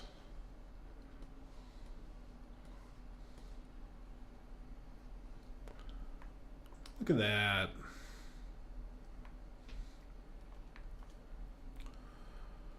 And that still looks fine in there, I think. I'll smooth it out a little bit. Cool. And then we can make the eyes open to a reasonable size. Though those seem kind of small for the character, do they? Maybe? I don't know. We'll figure it out. One step at a time.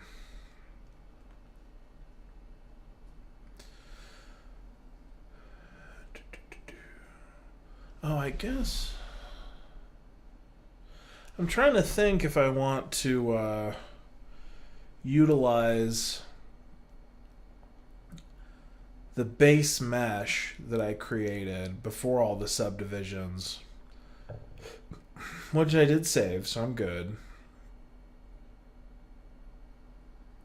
I'm trying to think if I want to use that as the guide creator for the hair, and just have all these details be things that we have in kind of the FBX. And I think that's what I'm going to do, so I'm going to keep that in mind as I continue to do those things.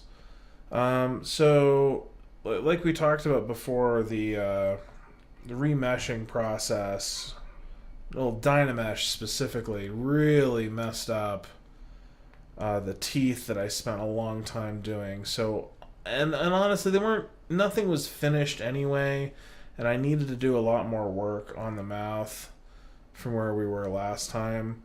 So, I'm going to use this opportunity to really make sure that the mouth mesh is where I want, and I'm just going to redo it.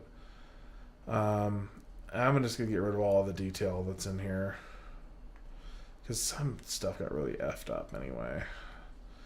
So I've got my mouth cavity. I'm kind of starting from scratch on that, but it's not like I was perfectly happy. Then, hey, did it keep that?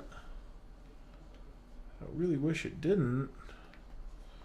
Be cool if you wouldn't. Be a lot cooler if you did. Yeah, I don't know what the deal is with that hole. It really did keep that crap. Really? I don't know what the score is with this. This is supposed to be the mesh that I want to use in the final animation, so I don't know, I did it on both sides. I wonder if I told it to prefer, if I go back in the mesh process, and I just want to see this, so I'm going to save the tool and come back to it.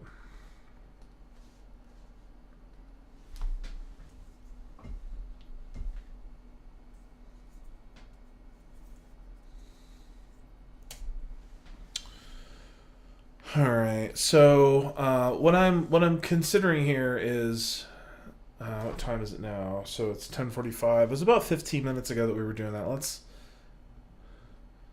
just go back in the edit history here.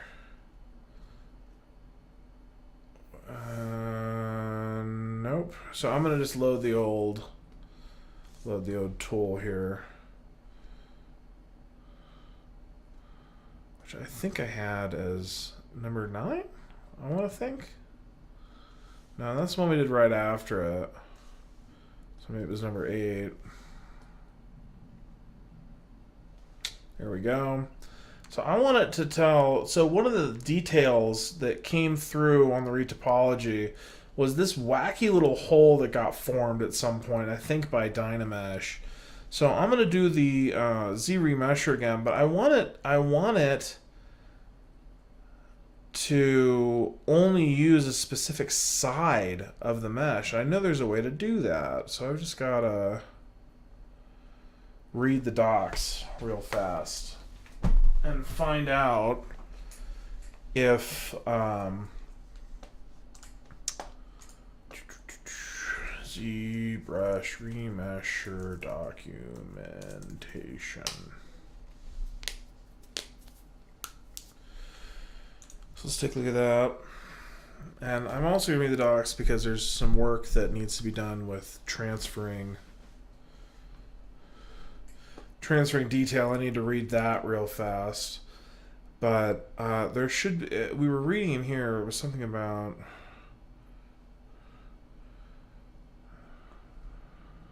symmetry. There it is. ZMesher can evaluate your model's volume and create its topology symmetrically, even if the original topology is not symmetrical. This option uses ZBrush's standard geometry tools rather than building additional. Oh, if you want your retopology to be axed across the model's x-axis, simply make sure that transform symmetry is on with the x-axis active. Okay, so it's as simple as that.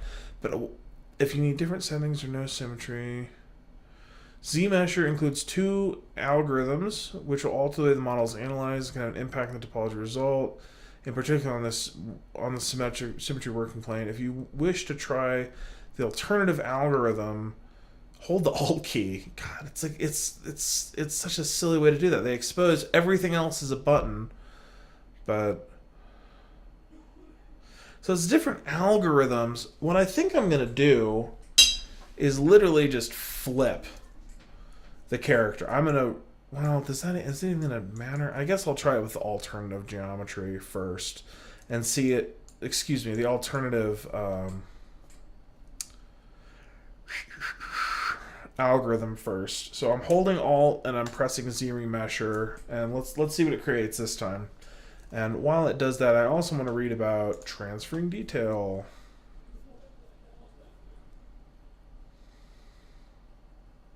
So we select the subtool, we freeze the subdivision levels. If level 1 doesn't have enough polys, okay. Oh, so ZMesher, use ZMesher into settings. Once the remesh is complete, freeze subdivision levels again. ZBrush now recalculate your sub. Oh, and just project it. So let's try that again as well. So also while we're here, I think this alternative, get out of here. The alternative method might have solved the problem that was in there, and I don't know what they mean by alternative algorithm because like they don't really talk about it, but it got rid of my hole, so there's no more hole back here, so I can just smooth these out now, and the mouth geometry is totally legit and normal now. But it seems like it grabbed a substantially less amount of detail from the model. Let's see how the toes looked. Yeah, they all look fine. So I think I'm going to use this, but I want to keep the detail. So let's roll back. So here's this guy. He still doesn't have the teeth that I want, which makes me sad, but we'll let it roll. So I think all I have to do is freeze subdivision levels. What does unclicking that do? I want to see exactly how that works.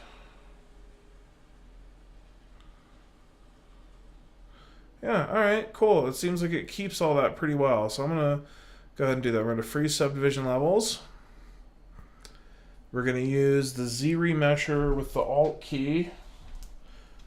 I can just look on my tablet, see which one's Alt. It's this one.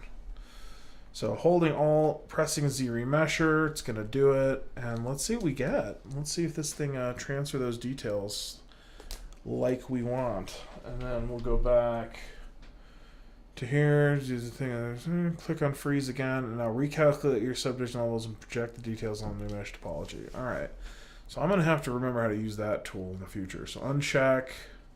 Hey, it's pretty close. I mean, there's the part of the problem is that it doesn't have enough detail to be able to reproject all of that stuff there. Oh, it doesn't have my ear hole either. Oh, that sucks. I don't know if I like that. I might have to... Boo. Yeah, let's roll back. Because we got that nice ear hole here. We have all this geometry. Maybe we need to have a higher polygon count. So I'm going to increase it from 5 to... Oh, geez. It's a random big old variable there. I'm going to go from 5 to 6. And we're going to freeze subdivision levels. And I'm sure that hole is still there, but I'm going to do ZRemesher without Alt.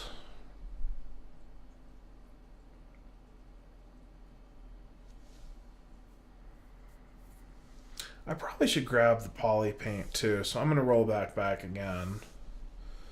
So I'm going to say use poly paint, color density. I'm not sure what that's going to do just yet. We'll find out. There's 6. Let's also, you know what? Yeah, let's see what 6 does.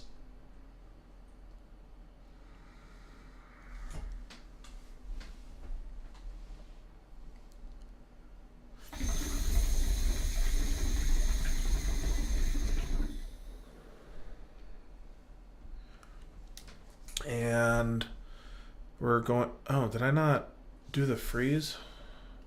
Oh, yeah, I guess I didn't. So, freeze subdivision levels.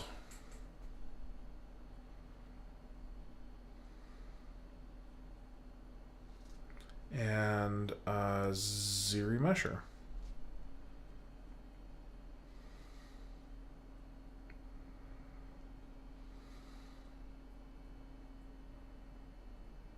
And then we're going to unfreeze the subdivision levels.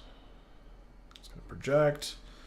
It looks good. So every time we do that, we lose our hole. It's probably because the symmetry is on when we do that. And it's always going to pull from the left, I imagine. I work from the right because I think of this as the right. But in reality, oh, man.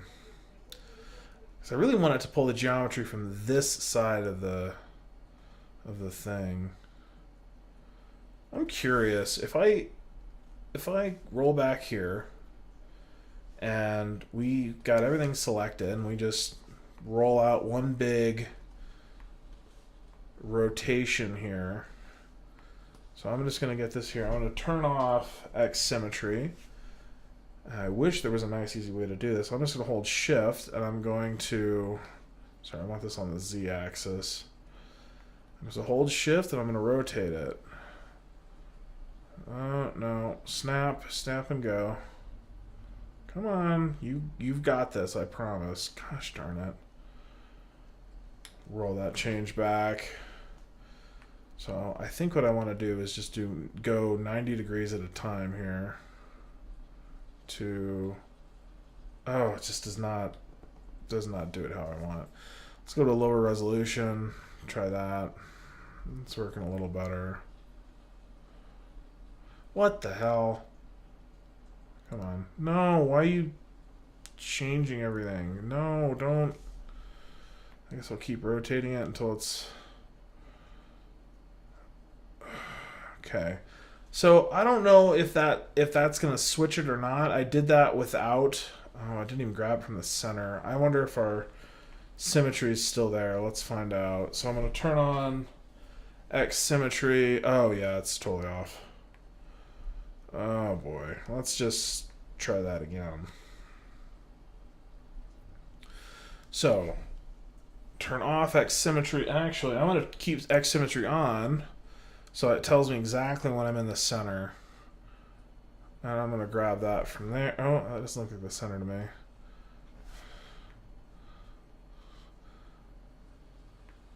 Alright, and then I'm going to turn X symmetry off. And then I'm going to go to the lower resolution. And I have a feeling it's in the center. We'll find out. Yes, we will. And let's go.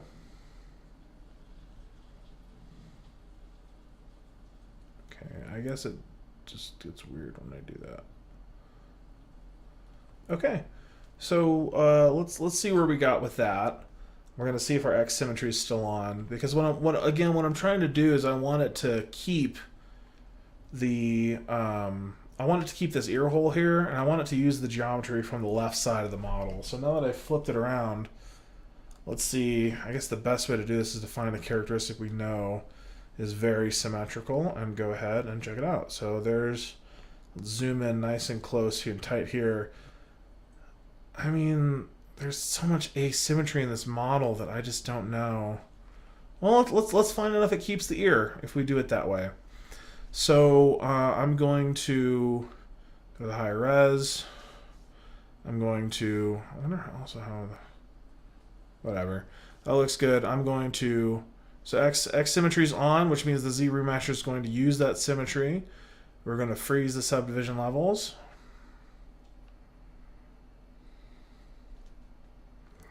And for those of you that are tuning in, we're working on game assets tonight. So ask any questions you like in the chat, and I will go ahead and respond to them. So tell you all about the project, or or the process, or whatever we're doing. So here's the Z remesher again. Let's see what we got. I'm just curious if it's going to keep the ear.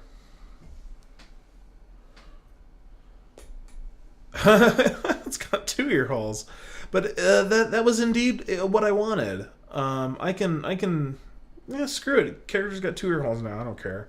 I can. I'm not really attached to this character in depth, so yeah, let's see what the unfreeze does. I mean, that's pretty tight. I've been working on the right side of the model this whole time, thinking that it's the one I want to use. And that's stage right, I guess, or whatever you call it. But yeah, okay. And I just get rid of this little hole real quick, little res. Oh, but this mesh is way too tight. This is way too many polygons. So I'm gonna drop back down. Yeah, that's way above what I want. So let's roll back again to here. There we go. And I'm going to drop the polygon count back to 5 and use, why, I wonder why the polypaint doesn't carry over. Polypaint mesh density. I'm gonna have to read the docs again and see what that does. Keep grooves. All right, cool. Z remesher. Let's check it out.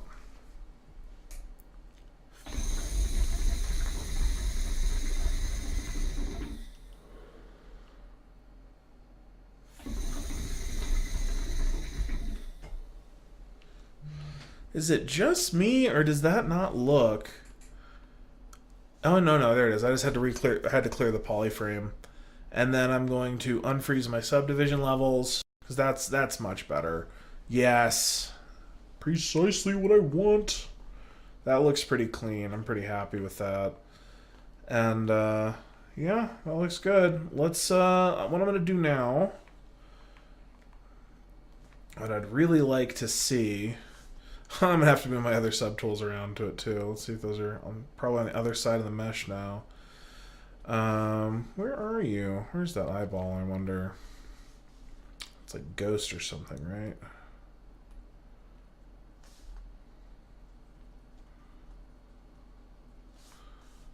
I wonder where they went. I guess I can always re-add them, but I just, oh, there it is. Found it. Just doing all that crap.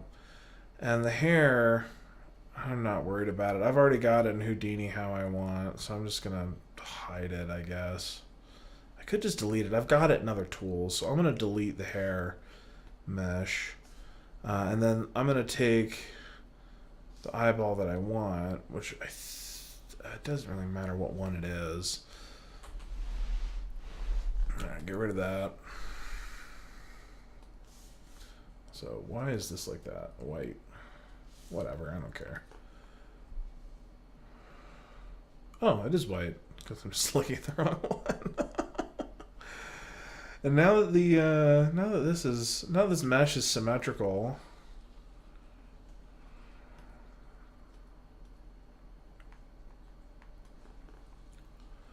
let's move this guy. Oh, wrong one again. I'm just gonna delete it.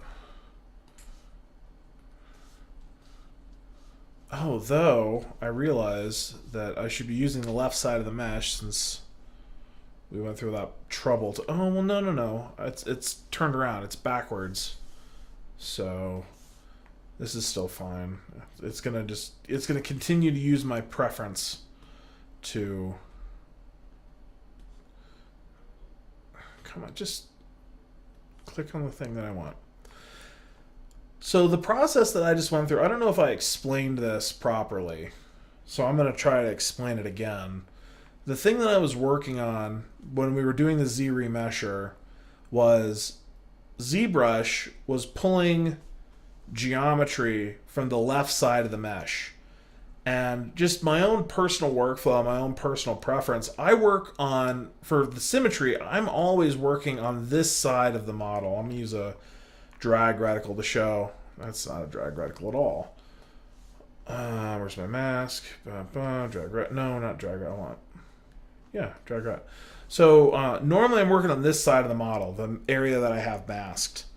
And when ZBrush did its remesher, it was pulling everything from this side, which I had put very, very little attention into, which is fine because it should all be...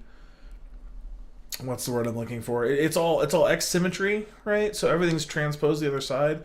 But I had a lot of detail things that I did asymmetrically on this side. For example, the ear hole. It's now on both sides, which is not how the character's supposed to be. But again, these are just happy accents. I'm not going to worry about it. So what I want to do now... Honestly, I don't even know if I need to do anything now. It kind of saved everything that I wanted. I'm going to see if I can... There's no way that texture still fits, right?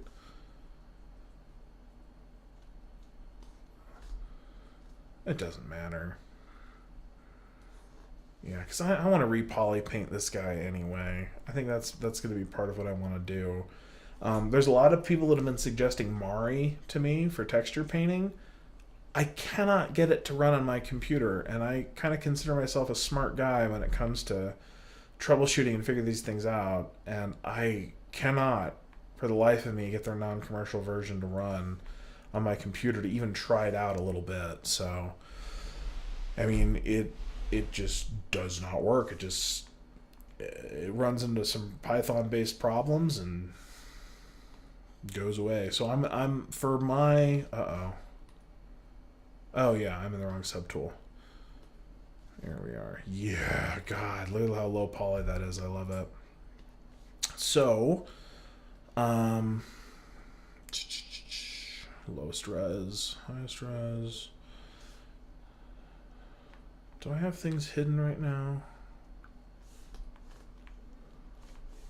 No, I don't. So, this looks pretty good. I think... I'm going to add a tongue. Am I going to add a tongue now? I think I'm going to add a tongue, and then from there, we can start working on the teeth a little bit, which all those holes are gone. Yeah, so that was the whole point of all that. So we're going to go in and fix the mouth. We're going to do some final tertiary details around the eyes. I think the ears are right where I want them.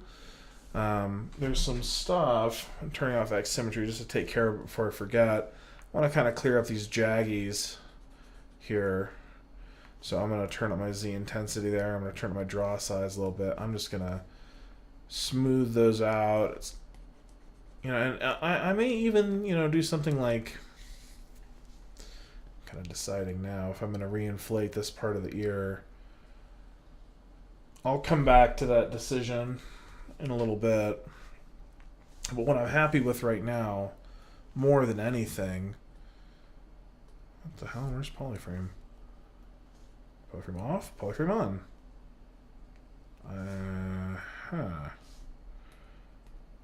What the crap? Alright, when ZBrush does weird stuff like this, like pretend that there's no geometry, I guess. Did I click it weird?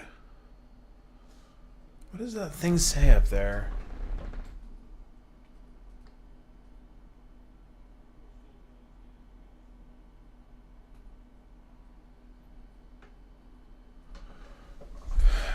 That's really bizarre. Is it because I have Ghost on or some crap?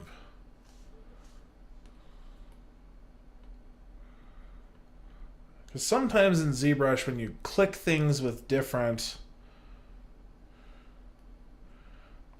modifiers on, it does different things, which drives me crazy. I think it's a terrible way to... Maybe not a terrible way to do things, but it drives me nuts nonetheless. I'm just used to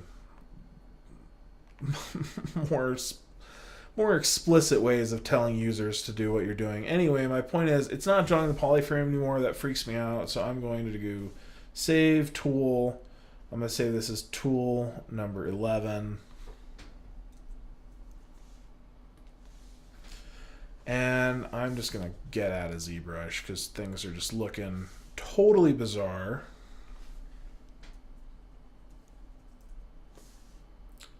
And let's reopen that tool.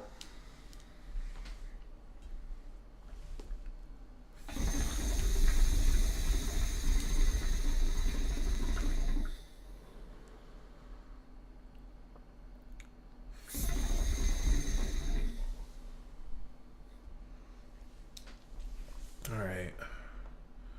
I don't need anything out of the light box. I just want to drop my... Yeah, you see how he's backwards now in his origin? So all I have to do... Oh, damn it.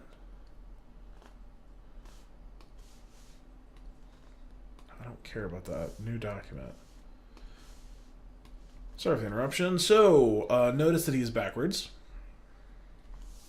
And all I have to do is just flip him around.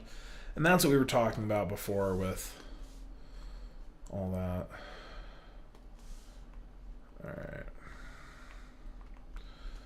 Looking cool.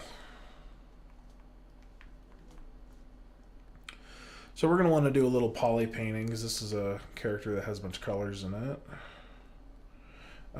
X symmetry is on. So yeah, well, let's just go straight into the mouth process. I want to just finish these teeth and get those where I want. Because I was thinking about... I'll come back to the eyes as well. I really want to get to these teeth. So we're going to start doing that. Get my lasso. Look at the teeth. Get rid of the subtool eye that's going to get in the way. And let's do the top teeth first. Those are the most prominent when we speak. They're the ones that we need to focus on the most. It's what you see when you smile. It's what you see when you're doing all that. So, I mean, the basic shapes are still there from the old mesh. So, I don't even care. I'm just going to start over with it. Instead of working my butt off trying to get it where I want. And the other thing is when we were doing some of the mesh work last night and we adjusted where the jaw was, he's a little gummy now, and we adjusted where the jaw was, I really needed to move the teeth from here up a little closer to there. So I'm just going to clear out all of this teeth. And we'll start from scratch on the mouth cavity, and we'll add a tongue this time as well, which I want to have as part of the base mesh because I don't want to... Do I? I guess I can add my own tongue and then have it as an odd OBJ that just hangs out in there. What I'm mulling over in my head right now is the concept that for when I do the mouth rig, am I going to parent a floating tongue object, or am I going to have the tongue object as part of the character and have it deform? I think that we're not going to animate the tongue because I'm not going to be able to do any mocap with that. And I'm not, a consummate expert in any of this. This is all a learning process. So I'm kind of trying to guess ahead to the end of what I'm going to learn. And my guess is that if I work inside of if I work inside of the, let me think for a second. If I work inside of the mesh and I have it deforming the tongue, it's just not gonna add anything. I might have like a static tongue because like even when you're right up in someone's face, you're really not tracking their tongue. You're tracking, are they smiling, right? You're tracking, are they, you know, where are their eyes looking? What are their eyebrows doing? Where are their cheeks? What are their, you know, for dogs and animals, like what are their ears doing?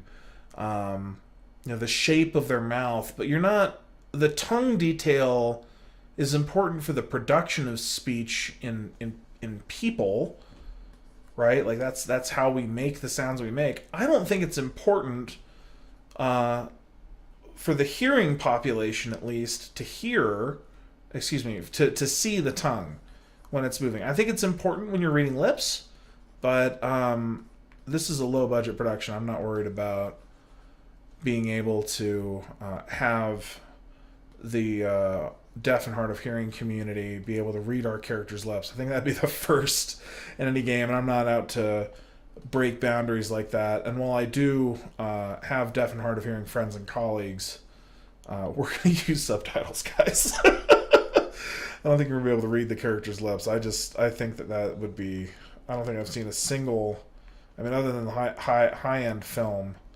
I don't think I've seen anyone do anything like that. So what did I just do there? All right. Yeah, looks good. Just kind of cut that out a little. Smooth. All right. So now we've got a nice empty mouth cavity. I'm going to do the teeth from the beginning, which I did not do on a stream before, so you guys can kind of see my process for how I did get the good-looking teeth that we had before. And there's the bottom, and we're going to start with the top because I also want to make sure that the jaw's lined up and all that stuff. Yep. And the first thing I notice is that I still never was happy with this jaw. I think I want to fix it real fast. Oh, those toes are messed up.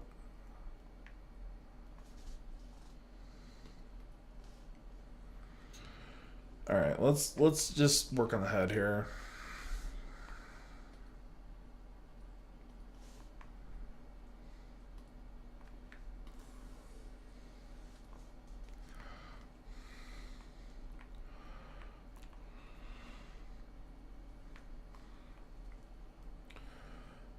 So this is where I'm looking at what I want here. Let's mask out the part of the jaw that I want to extend, which I think, oh, that's not a mask. God darn it. Let's try this here. Always got to push the right buttons. All right, mask. All I need to do is press mask. But it's not going to do what I want because I'm not in lasso.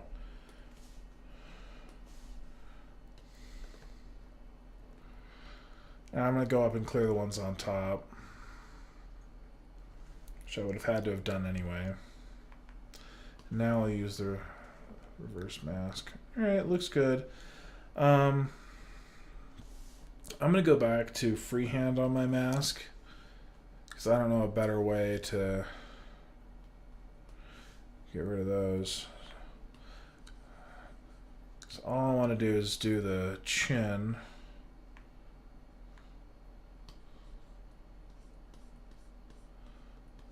Let's see what that extends like. And you guys may notice that there's no music on the stream. Feel free to add whatever music you like to the stream by listening to it yourself. Alright. Oh god, I grabbed a bunch of stuff up there.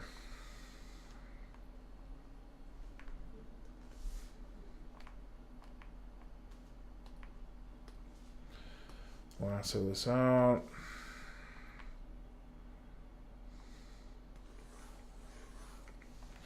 That should move now how I want.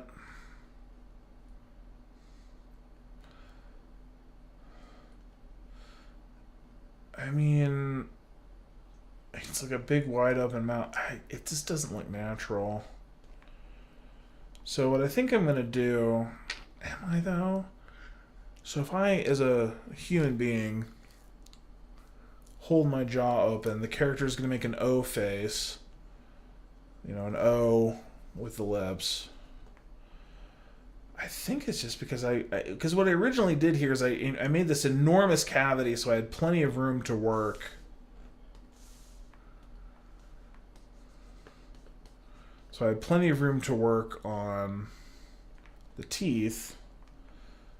But what I really want to do here, I almost want to just close this character's mouth so I don't know, because I don't know if I'm going to run into problems when I rig this, where it's like I have to do some crazy stuff. So let me just save this guy real quick.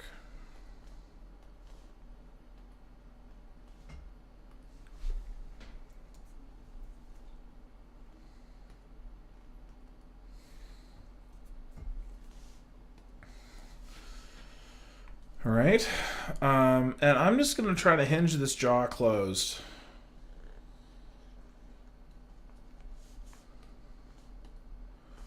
Kind of smooth that out a little bit, and I'm just going to start with a move.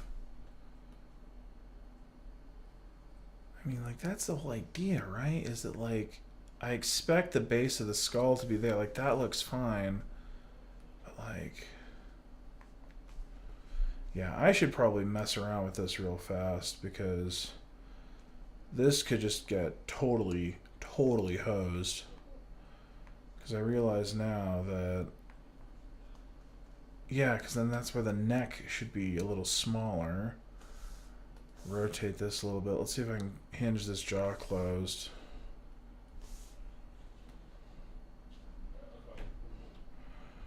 All right, so let's just it's silly. It's cute. All right.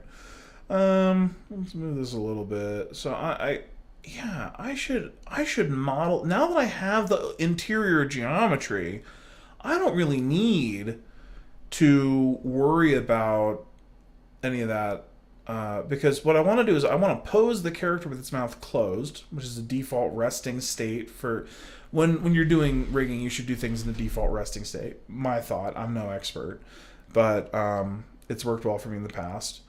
Yeah, I should really probably.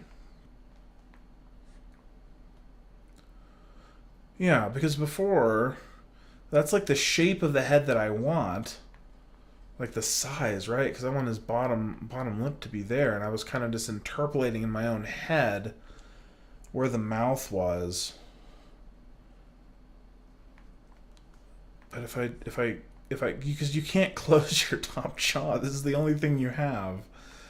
Maybe if I make his jaw a little bigger, because I don't think that's where the. Yeah, let's do that real fast. So I'm going to select the jaw again, but this time I'm going to imagine his jawbone is. There's the cheekbone. There's that. So this should kind of hinge. Oh, damn you. This should kind of this right here is the jaw. This is all skull, right? And then, you know, the jawbone should kind of be like up here, basically, right? That doesn't make any sense. Let me try that again. I mean, what I mean is that, like, the cheek. Let's look at this character from a different angle. So the cheekbone's right here, which means that, and again, this is where it helps to pull out your anatomy books. So I'm going to pull open the muscles of mastication. Here we go.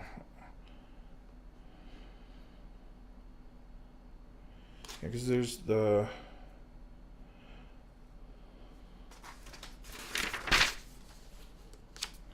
Go back to the page. This is a page on the bones of the skull. I want to start there first.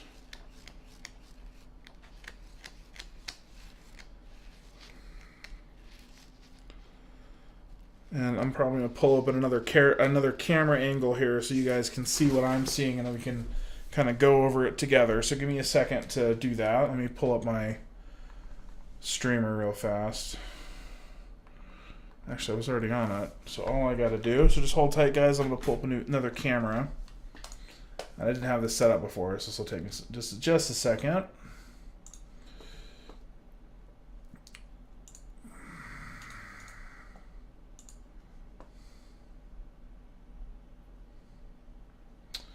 Don't worry, we're still here. You can probably hear everything going on in the clicking and all that. I'm just going to get another camera up.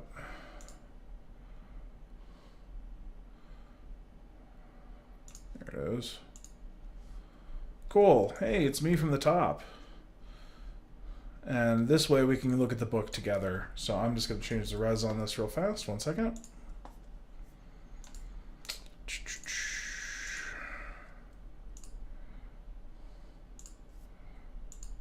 Cool.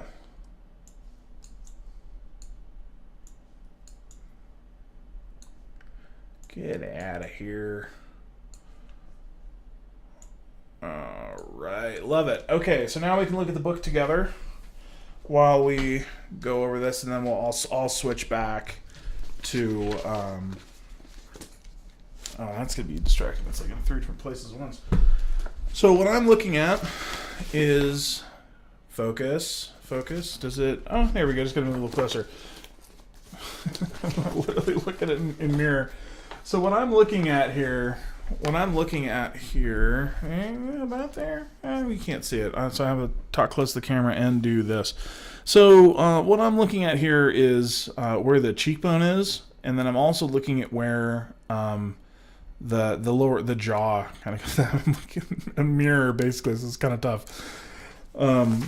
Maybe if I do it like this, how does that look for the stream? Almost, not quite. This is tough. I'll just mirror it on. You guys don't need to read it. You just need to see it. There's a way to mirror this thing. Is there a way to do that easily? Please bear with me while I twitch. Flip vertically. No, flip horizontally. It doesn't have flip vertically. Doesn't it flip horizontally? Whatever. Anyway, you get the point. Back to what we were doing before. I'll try to make those transitions a little more intelligent when we're doing those. So ZBrush. So what I'm trying to figure out here as I look at this is where should this line up? Because this is obviously a non-human character. I can't just look at a bat skull and say this is how it's going to work. We have to, as artists, kind of think about how we're going to combine these two animals, the human animal and the bat animal, together into something that's going to make sense to any viewer. So what I'm thinking is, and I might poly paint this just for fun. So I'm going to poly paint this. Nope, not like that though. I guess it still has the. What was it doing with that purple? Oh, it just. What the? So it kept my poly paint. That's cool. I thought I did think I told it to do that, but. So now I move it, and there it is. There's the poly paint from before. I kind of learning new things about ZBrush all the time. So let's see how much of it kept. Looks like it kept it pretty good. Of course, that geometry didn't exist before, so it didn't have the poly paint to do it with. That's kind of cool. So I'm just going to save this as a texture real fast so that I have a copy of it that matches all this. So new texture. What? I thought there's a way to fill from poly paint.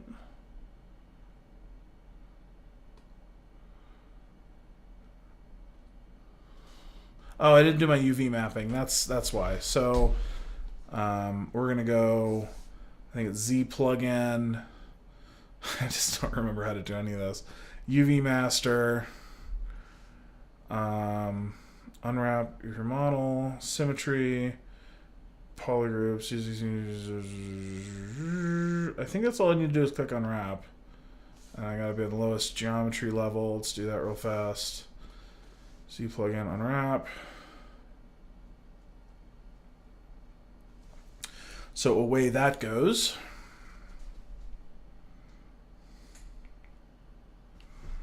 Cranking, cranking, cranking.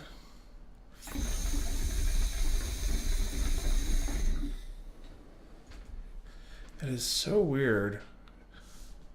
Go with the higher res and check this guy out. And let's see if that works again. On the black, and then I just pop it, and then there it was. Or maybe it's because my texture's on now. Yeah, texture on, texture off. Woo! Okay. So now create, new from Polypaint. Bam, there it is. There's our new texture. And I'm just going to pop this. I think there's a way to do this. What is it? Clone texture, which puts it in here, and then I can export it.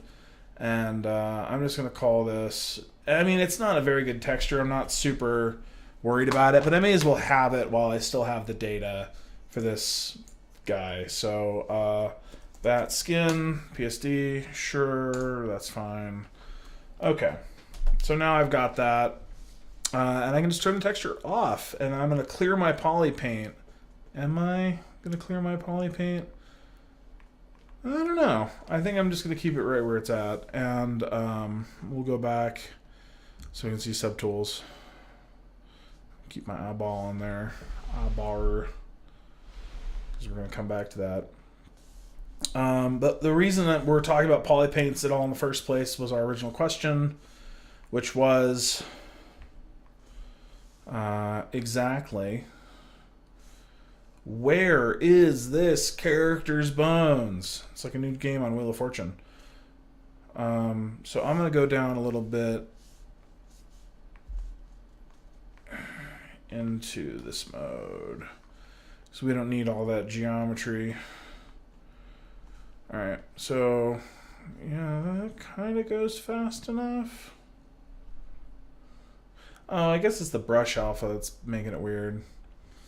So I'm just going to go to the standard brush, turn off Z intensity, just do the RGB channel. Does that just go a little fast? No. Oh yeah, it's because I'm doing dots and I don't care about that. I want to do freehand. And I want to see where this character's bones are. It's a little slow still. My computer's cranking. So I'm going to... Let's grab this. Because I'm on a crappy old i5, so this thing's not going to do exactly what I want. So, and this is also kind of the way that you do retopology back in the old day when ZRemesher wasn't a one-click operation. So I'm going to draw the skull that should be here, and I'm going to draw it according to the image I have in front of me on the book. So I'm just going to set this like up right there. Very good. Okay. So let's draw a skull. So the nose is right here. You got the little bone. And then there's the indent of that. So there's this. And then from there we should have, I mean, this is elongated on this character. We have this curve right here. Why is this so slow? Is it my draw size is too small?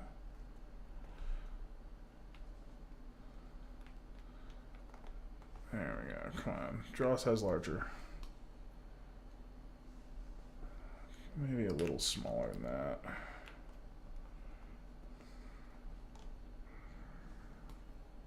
Oh, I'm in the larger geometry again.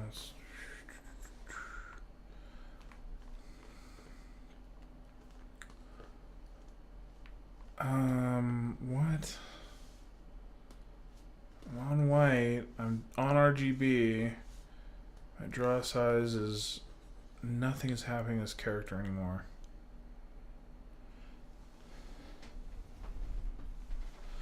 Yeah, Rune, we're gonna have to get the character back to where it was. I'm gonna have to redo a lot of that work. I think. But yeah, you know, he's looking good so far. I really liked what we had last night. If I look back to the stream, I actually think I like what we had before better. So I haven't done anything but screw up and lose a bunch of data, essentially, by doing the retopology and the meshing wrong. So, yeah. So what I'm trying really hard to do is paint on this thing, and it's not doing that anymore. I don't know why.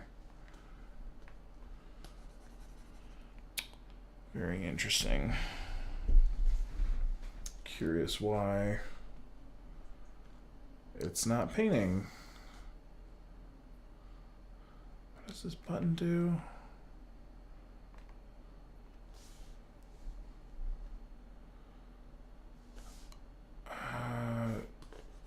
Yeah, okay. White. Do it? No. Oh, the texture's on. The texture's on. Stupid. I'm so stupid. Texture map. Texture off. And now I should just be able to... Yeah. Okay, God, that took forever. There's just some... It just flips right back on when I undo it. Yeah. All right, let's dial down our brush size. No, not like that.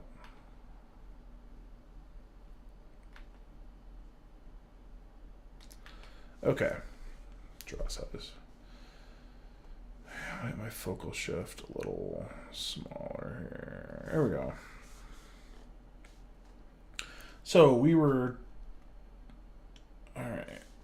So let's place where these things are on the skull of this character, because I want to get it right this time.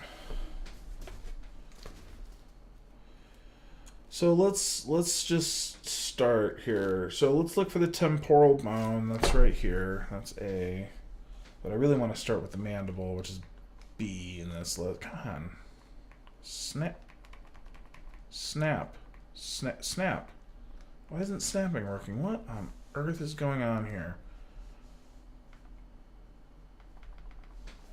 Tablet's all screwed up. Hold on. Reboot this thing.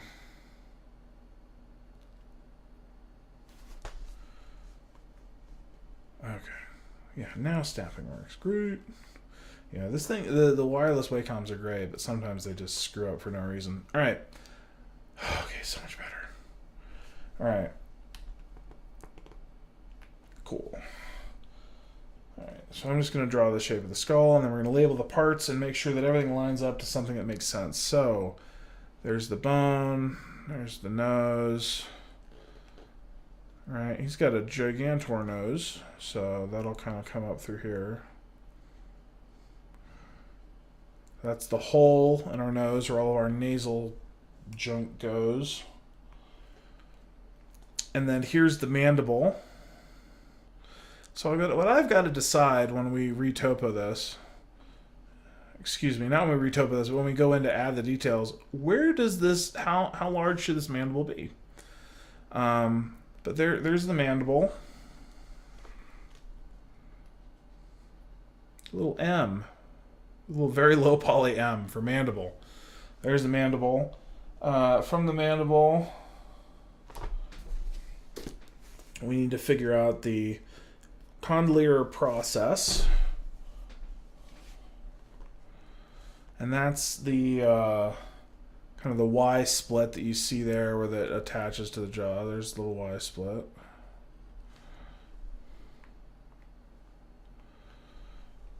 Alright. And then, so this is where the cheekbone's going to be. It's kind of right in here.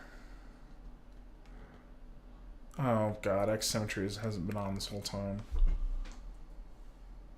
I'm going to dial back the changes because I actually want to use those. Okay. X symmetry. Are you on? You are now. Cool.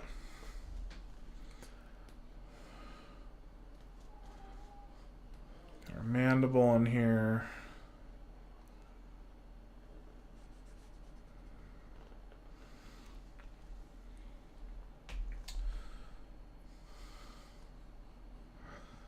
And there's kind of this cheekbone. So, what the heck? I thought, does it just not do it on both sides? Whatever, I guess it doesn't work on both sides. Fine. I will look at it from one side. So what I'm thinking is,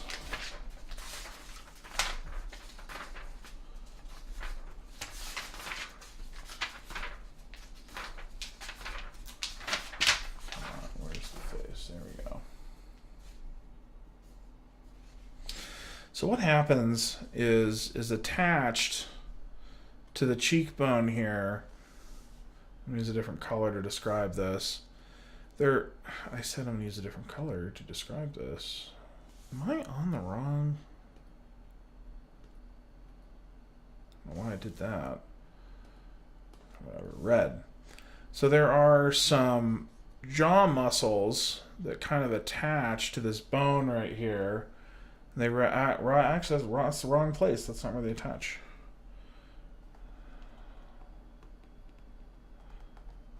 Whatever. I'll fix his weird red eye in a second. So the muscles attach from this cheekbone to the bottom of the mandible. They basically go like this,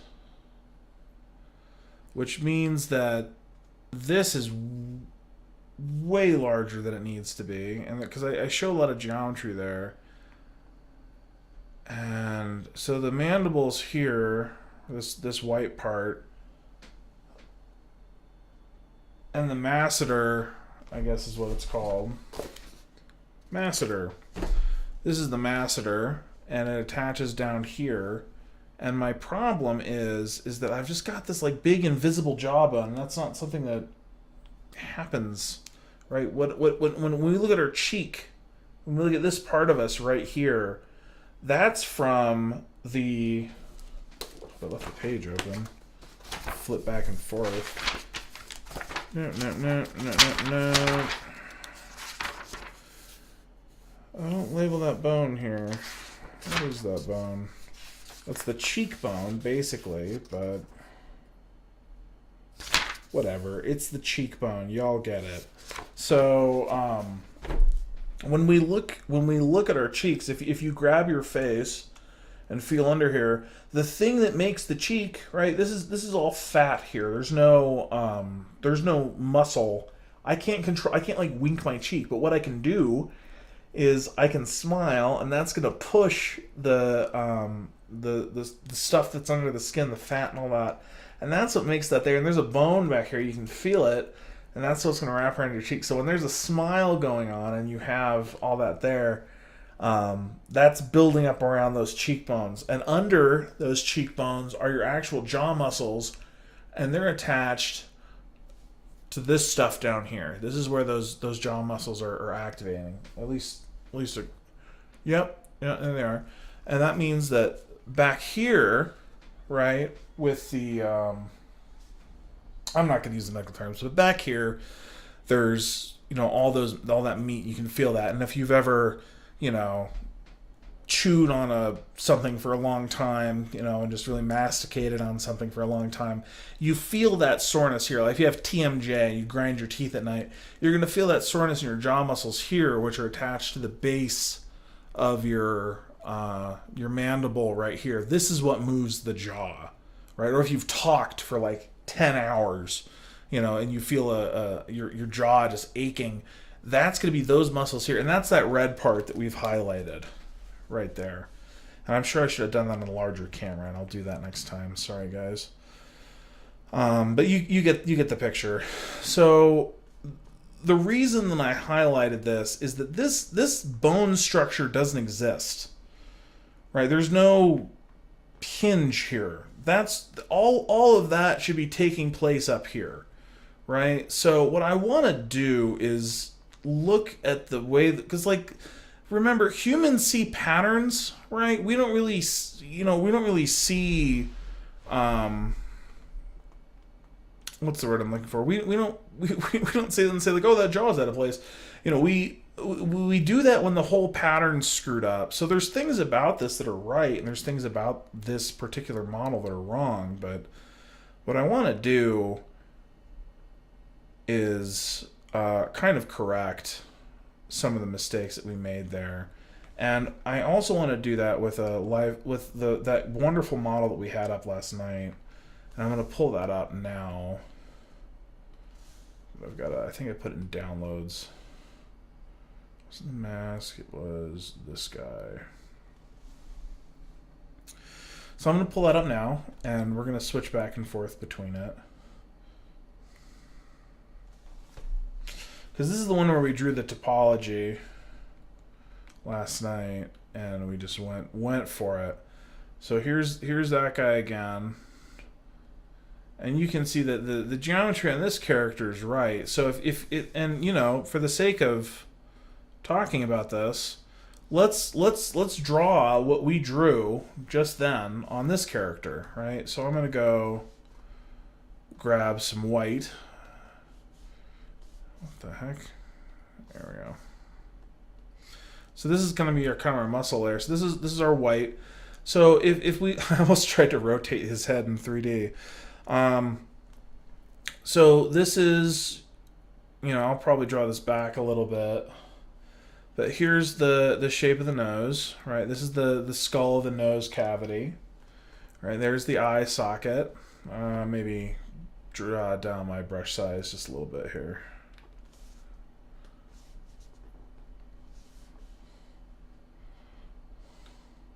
Brush size, there we go. That looks good. All right.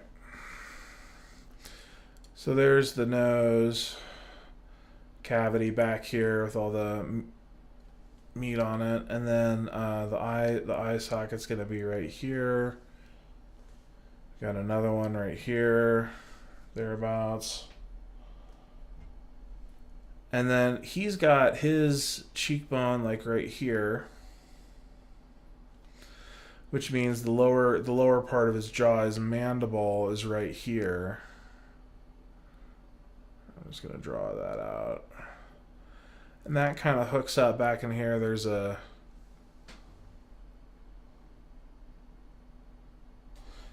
bone process there where it kind of reaches out and under that. But then when we go to our red, this cheek jaw, all of that's happening at the bottom, which is correct, right? And if we go back to look, oh, I forgot that my shortcuts are entirely different in Photoshop than the other one, which is why I did not, whatever. I'll use my keyboard, which has correct shortcuts. Back to this. Come on.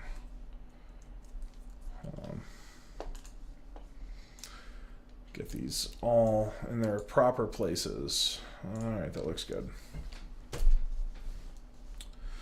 So this character has all this stuff going on back here, which doesn't exist, right? That's why the character still kind of looks weird.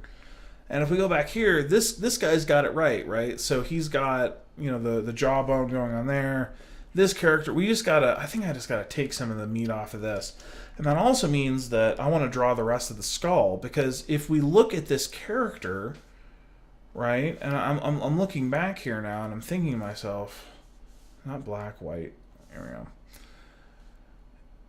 So this skull kind of goes up here, and then we've got, that should be the size of the skull according to the size of that jawbone, right? What is all of this stuff, right? But if we look at the character, like, it looks normal, right? Like, you know, it's not super bad, but there's proportion issues with the character, and that's really what I want to address now, is that, you know, we did this because that, if you look at it from that side profile, that's where it looks right. This should be a much small, even the size of the eyes, like, yeah, that's really interesting. Okay, so I'm gonna spend some time with the head geometry, probably more than I want. Oh, I still did that too. This really, so yeah, we've really got to work on the jawline of this character, because, yeah, I'm gonna rewind some of this. So then this would come here, because, yeah, so this, all right, so coming to what we learned, right? So let's draw out the actual skull we have. So I'm gonna rewind all those poly paints, right? Let's draw out the skull that we do have, because the ears and everything looks right up here. So here's here's the skull. That's where the spine goes. Right up into there. There's the spine. No, actually it's not. There's the back of the skull. I'm looking at my anatomy book. All right, so there's the. All right, cool. And this character's different too, because our audio canals are right here, right? This is where the ear is on a human being. This character is not a human being, so we have to kind of interpolate all this artistic stuff that we have going on. So it's so easy. It's so easy for him to cheat because all he has to do is do it right in one angle. We have to make it look right in all directions, right? So that's tough. But part of the fun. So our audio canal is kind of up here, right? The back of our skull is here. You know, I think it would almost be fun to even draw what this character's skull looks like, just from a couple of profile angles while we're building it out. But I don't know if I want to go that far into the study tonight.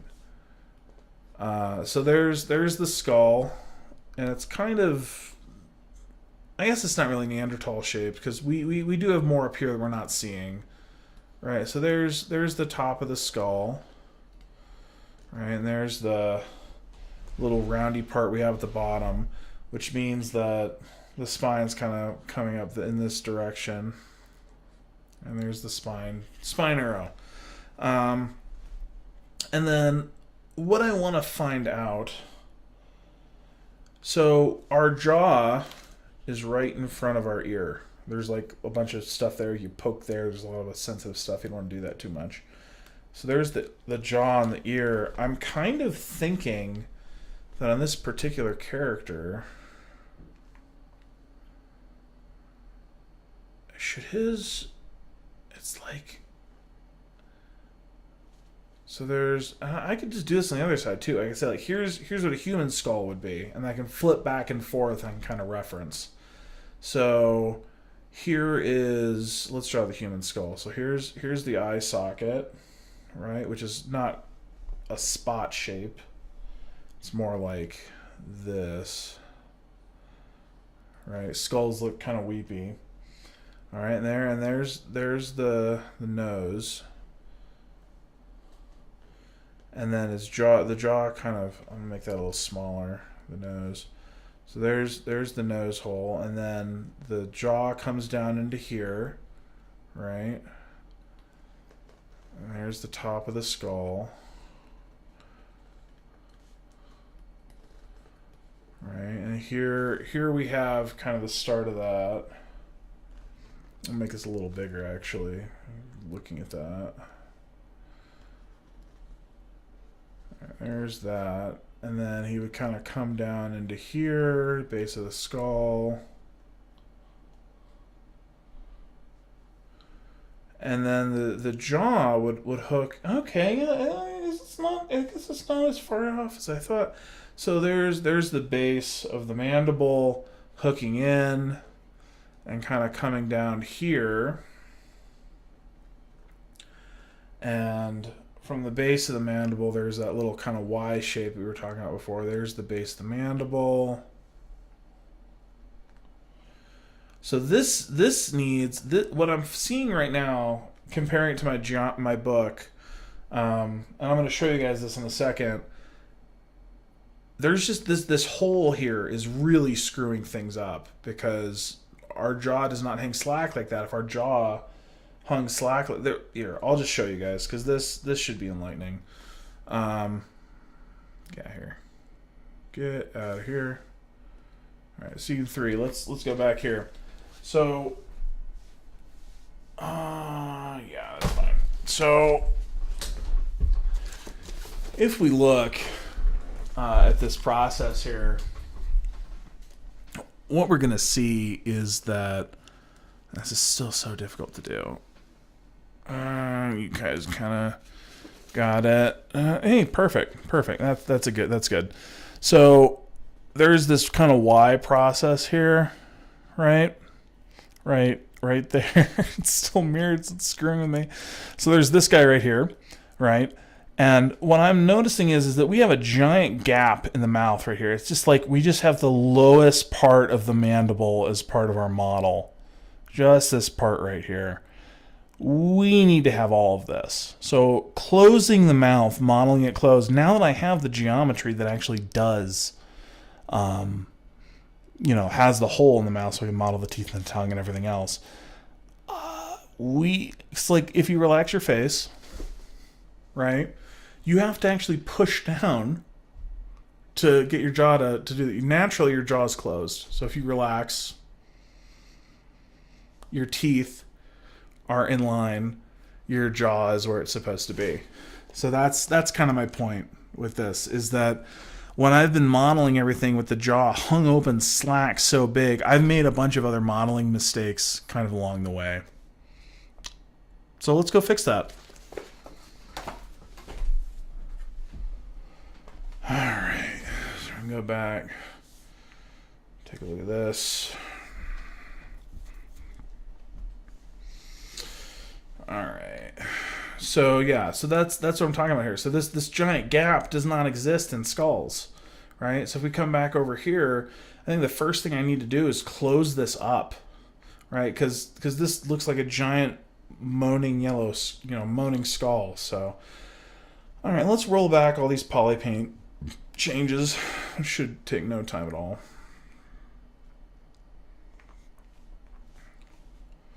Doop doop doop doop doop doop doop doop doop. Yep, looking good. All right. Yeah, I want to close this. I want to close this geometry. So let's take a look at that and do that.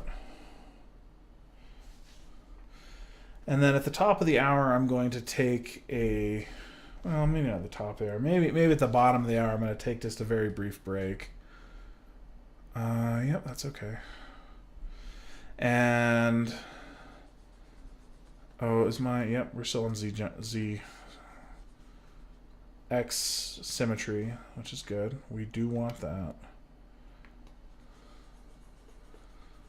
These guys kind of cleaned up in here. And we can always return to the cavity of the mouth in a minute. So what I want to do now, let's start by closing the jaw, and we're going to make some major changes to this dude. All right, so is that the jaw? I'm supposed to still have my poly paint. That's the jaw, but we're not moving the jaw. We don't have IK and all that stuff set up, so it's not really the problem. Let's just move what we want to move, which is this. Perfect. Flip it, mask it, move it. I'm just going to move it up. And what I think I'm going to do is I'm going to move it up to the point where I want to do that, and then I'm going to, oh, yes, that's exactly what I want to do. I want to make the mandible bigger, and I'm just pretending it's teeth right now.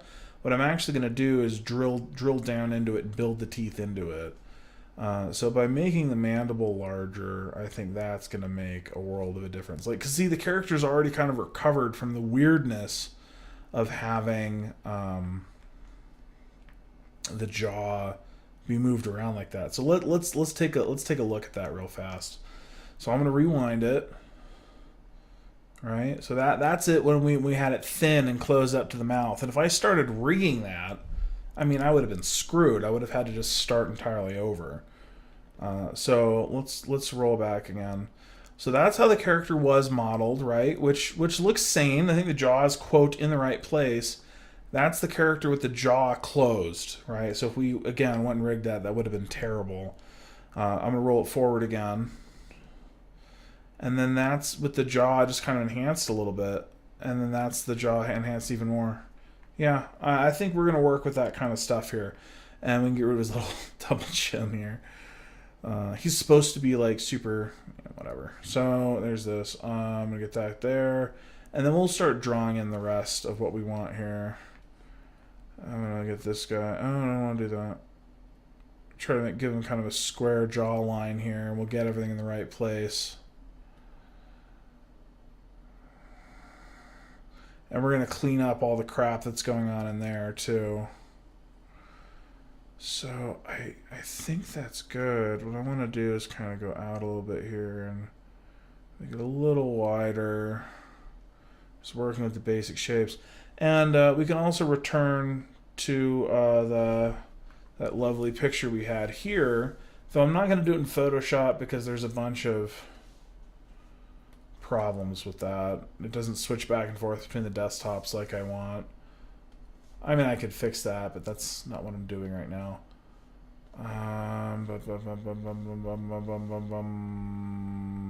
Here it is.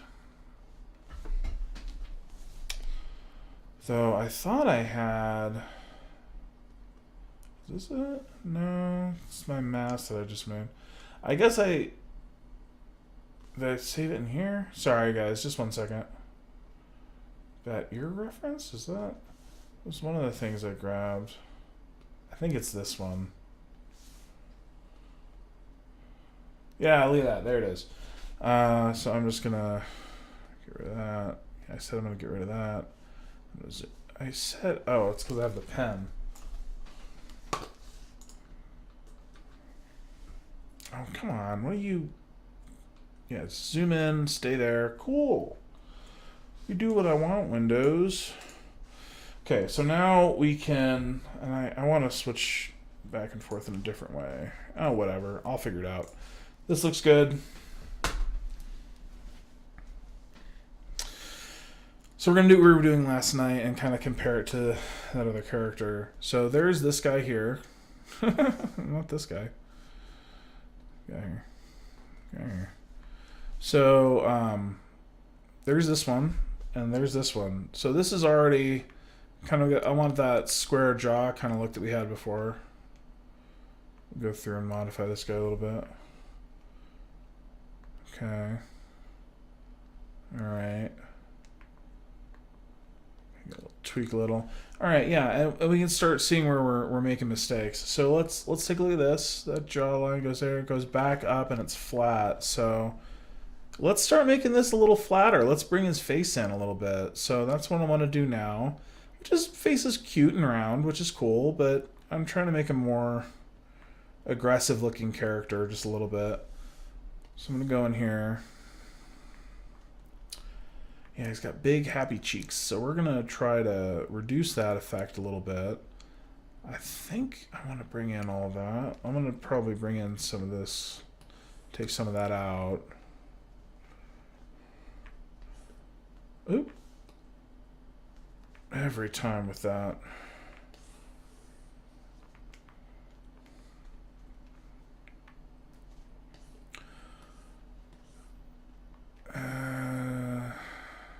I guess I'm going to do this by area, right? Keeping in mind the geometry. But before I even do that, well, it's now the time for that. Yeah, so what I'm going to do real fast, let's clean up the transform that we just did.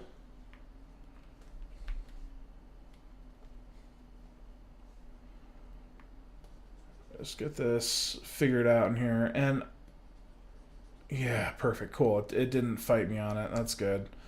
So I'm just going to get this cleaned up real quick. And that'll tell us kind of what else we need to do. My Z intensity is really high. No wonder that was going so quickly. I like turning it down a little just so I can keep shape just a little better there. And if anyone has questions on what we're doing, feel free to just let us know. And I will answer them in the chat. So I can see the chat. Just let me know what you find and what you want to know. So look at that fold there. I'm going to get rid of it. Oh, did I? Let's take a look. Oh, yeah, looks legit. Oh, it's because I rolled it back so far. That's why. So getting under here. Those don't look symmetrical anymore. He's got kind of a cockeyed grin at the moment, actually. I thought symmetry was pretty much done on this model. Maybe it's the way. Oh, yeah, look at that. I'm going to. It's because we had X symmetry on when we moved it. I'm going to roll this back. Yeah, that did get a little screwy, didn't it? I'm going to keep the poly frames on while I do this. Yeah, it's because when I moved it, I squished them together. That was one of the things that we had there. So, wait, it's already doing that? Did we already move it? I'm going to smooth that out. I just don't want to... I just want our symmetry to make sense. So I'm doing some smoothing right here. I want to make sure that when we do all this movement, that the poly frame is going to be legit. I mean, that all looks fine now that I've smoothed those out.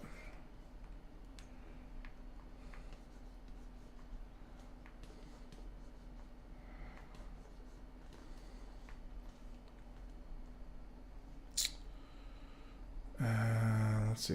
Let's see if these line up. No, they don't. How do I get to this one over here? Huh. If I smooth it, what do I got?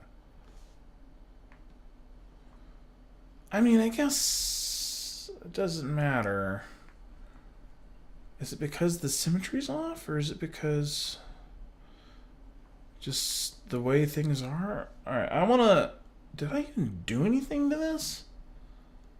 How far back do I have to roll to figure out... Yeah, because at one point or another, I really screwed something up there. So I want to see where this is at. So I want to see if these line up now. They don't even line up at the beginning of the... I was so convinced that that was perfect, but I guess it's not. And I guess we're gonna just deal with that and say that that's okay. Because honestly, it is. I think it'll be fine. I just was kind of obsessing over the idea that I might have really good symmetry in the model, but I might just run ZBrush again when it's all done. I don't know. We'll see what the new workflow is like. Okay, so back to moving the jaw. And I am going to use some of the edge loops that we're seeing here to kind of guide this process. But remember, we're not moving that much of the jaw, so I'm just moving this part here. And remember, it is ZBrush. I'm saying it to myself. I don't really need to work super hard on that. All right, anyway. So first I'm going to move this up. And I'm going to move it up from over here. There's no need to move it up from the side. Because I know what I'm... Quote, I know what I'm doing, so I don't need to. What I want to avoid, and I should probably just do this without the Z trim. Sorry, I want to do this without X symmetry because I don't want to collide these things together. So I'm trying to turn that off. There we go. I'm just going to grab it from as center of a center point as I can, and I'm just going to move it up. Because before, when I move things left or right, it would just screw it up. So I'm going to snap it. So I did that. And I can achieve the same X symmetry stuff by just using the tool, using the masking tool, and moving everything at once. So now I want to take this geometry. Oops. Get out of here.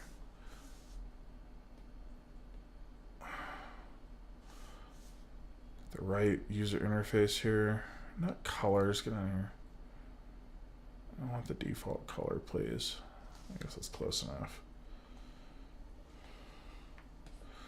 Alright, so back to draw. Use my lasso. I think I'm just going to try moving this up. Smooth it. Go back to the move tool. Do this from the front. Oh, I got a lot in the interior of the mouth. I guess that's okay. We'll just see what it does first. So I'm going to move this up.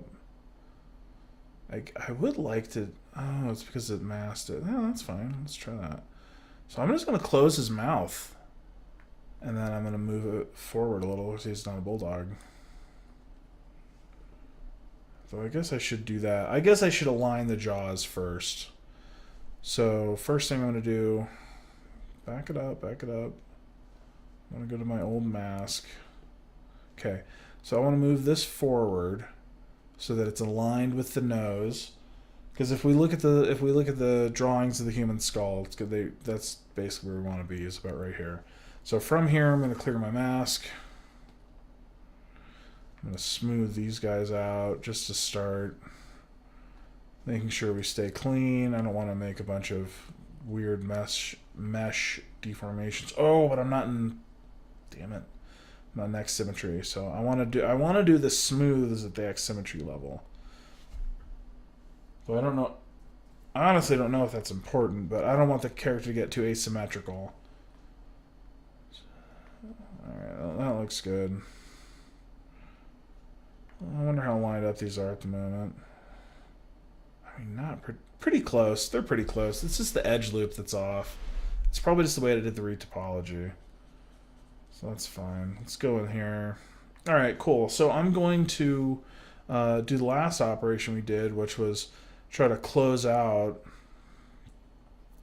the skull area here. Alright, flip it, mask it, blend that mask a little bit. Go to the front again, turn off X symmetry, make sure that takes. Yep. Alright, from approximately the center, which I can do that to verify, nice. I'm going to close that mouth. Alright, yeah, okay. This is, kind of looks like one of the characters from Gargoyles. Alright, let's move this around a little bit. I guess that's pretty good. Yeah, this is already feeling like a very valuable exercise. Yeah, I'm liking this. So I guess I'm gonna do this. And then I can mask out some things. Alright, but I don't want to go back here. I want to do this from here. Because that made it tilted. So I want to do this. I'm going to go to the center of the model. Okay. Move it up. So I'm just going to close the mouth. I'm going to close... maybe I should barely close the mouth? Just leave a little bit in there. I'm going to leave a little bit in there so I can do some more modeling. And I also want to break inside of the mouth cavity to make sure I still have that. So let's simplify, smooth real fast, and we'll make sure we still have a mouth cavity. Because I don't think, oh yeah, I kind of see it in there. Let's check it out. Hey, look at that. That's some kind of mouth cavity. I mean, we're gonna want to like turn on X symmetry, and I guess I could use the standard brush, but what I'm really gonna use is just inflate, because I'm gonna start making a concave.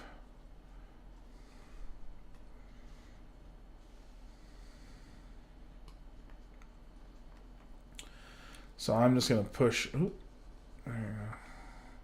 Yeah, I just want to... Don't mask. Stop masking. What are we doing here? Yeah, so I'm just going to push this out a little bit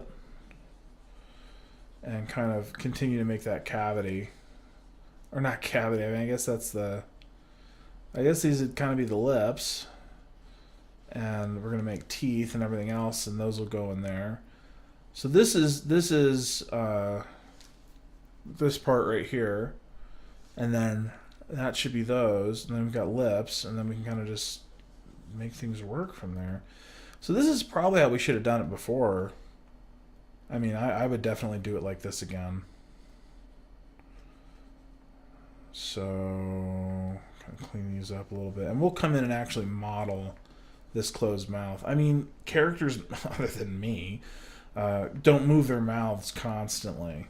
You know, in cinematic experiences, it's like you have a resting position. Even Jar Jar Binks shut up eventually.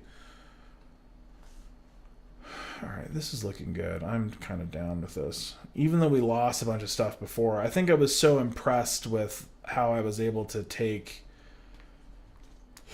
the previous, you know, looking at this character. We did a lot of really cool stuff, but I was super focused up here. I was not at all focused down here. Because I'm like, oh, I'm going to do the teeth later and all that stuff.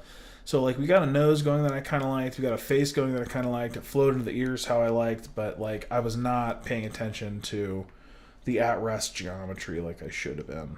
So, cool. Let's take a look at that wider picture here. Let's pull out. It's kind of grandpa look. No teeth. I'm going to turn off the polyframe real quick and kind of look at it again. So, I mean, this is already looking way more like I expected. So let's, I don't know what happened down here. I'm sure that's just an artifact from something. Let's smooth that out real fast. Get out of here, artifact. You're so strange. Increase my brush size a little and just get out of there. Get on out. Okay, so from here, yeah, all right, yeah, this character makes sense now. Like I see the shape of the skull. I know that we still have some more work to do with that, but let's start refining it and getting it where we want. Yeah, okay, yeah, let's definitely do that. All right.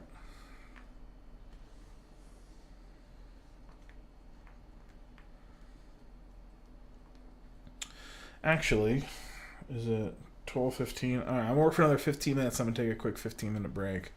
So we're gonna be online, but we're just gonna show a pause screen for about 15 minutes while we. I guess I could just start another stream, but we'll figure it out. I don't know what Twitch etiquette is. I might just leave it up. We'll see. Yeah, I don't know. We'll figure it out. Whatever. Okay, so let's examine the character dynamically. Like, not dynamically, but like considering the dynamics and flow and movement of the character. Let's look at its shape. And we're going to compare it to this one again. This guy.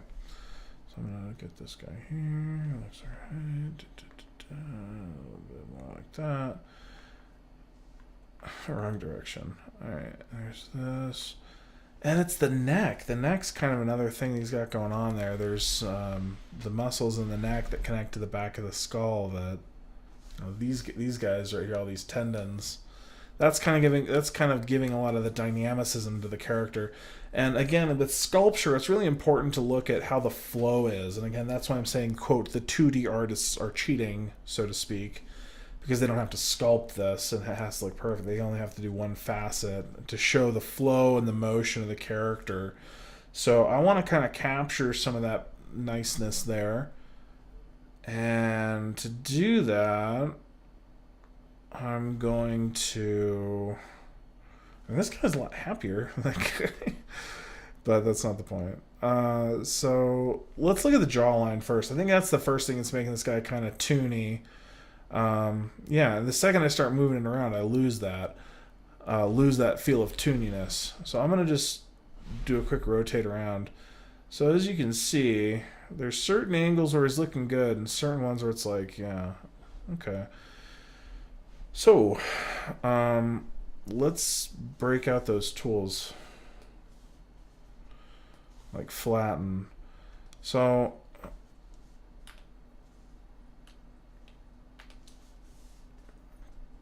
turn off RGB there. Alright.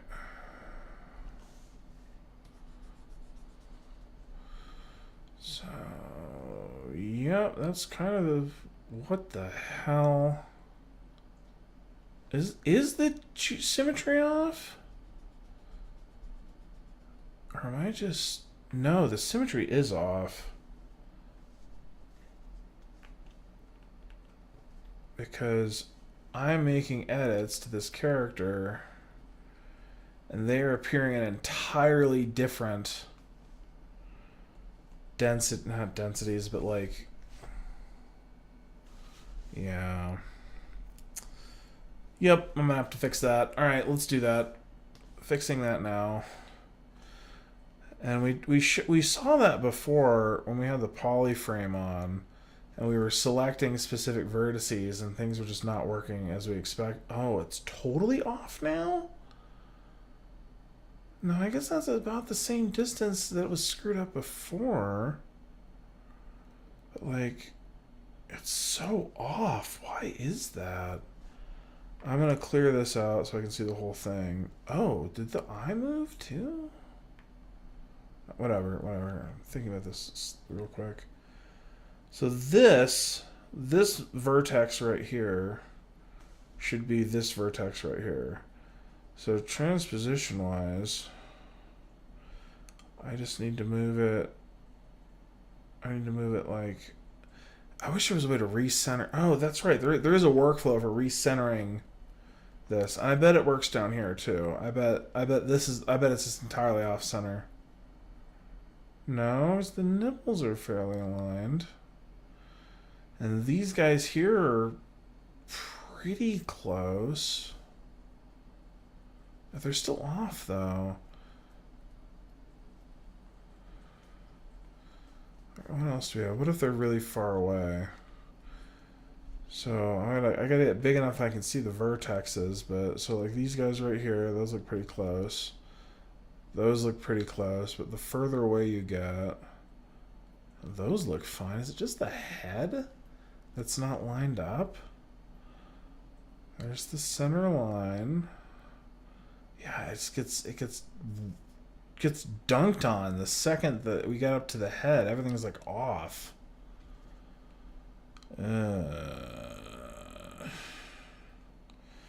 Makes me think that at one point or another, oh god, it's just, because that's the center line. It's just off. Oh boy, this is so off. Really makes me want to try retopologizing this again and doing the remesh again.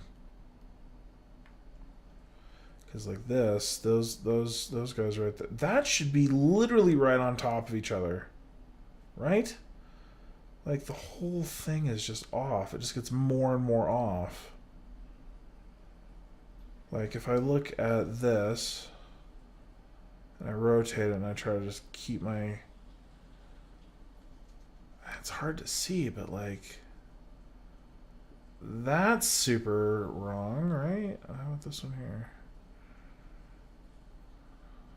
Yeah, this is just off. I need to the face is one of the key things that we're working on. This is one of the real things we care about with symmetry. When human beings see the patterns in other creatures' faces, the symmetry is pretty important. So what I think one of the reasons that it did that is when I turned it around, I might have had it just slightly off kilter. No, I don't think it's that, because I think it navigated this process pretty good. I think the head early on in the topology process just got screwed up. So what I want to do,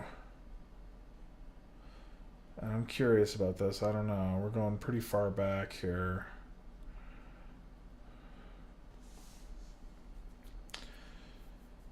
I'm thinking what I want to do is I'm gonna scoot forward to here. I'm just gonna save this tool just in case what we're doing doesn't work out. I'm gonna save it. Save the tool. 14. And I'm gonna load one of the older tools that we did before, which I think is like 10. No, it wasn't 10. Was it 9? No, it would have been 8 then.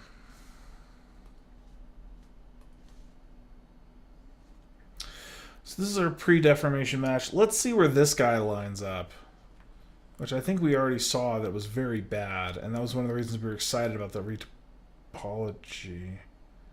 No, it lines up perfectly. I mean, even the deformations are off. All right. Let's look at something like these here. Those are good. No. Okay, so there's something wrong with this mesh too. Oh, that makes me so mad. It makes me think that I might just start over. I wonder if there's a non-destructive way to do that, because it's pretty close for the most part. I know that these are just totally different. I just want a symmetrical mesh. Yeah, those are totally off.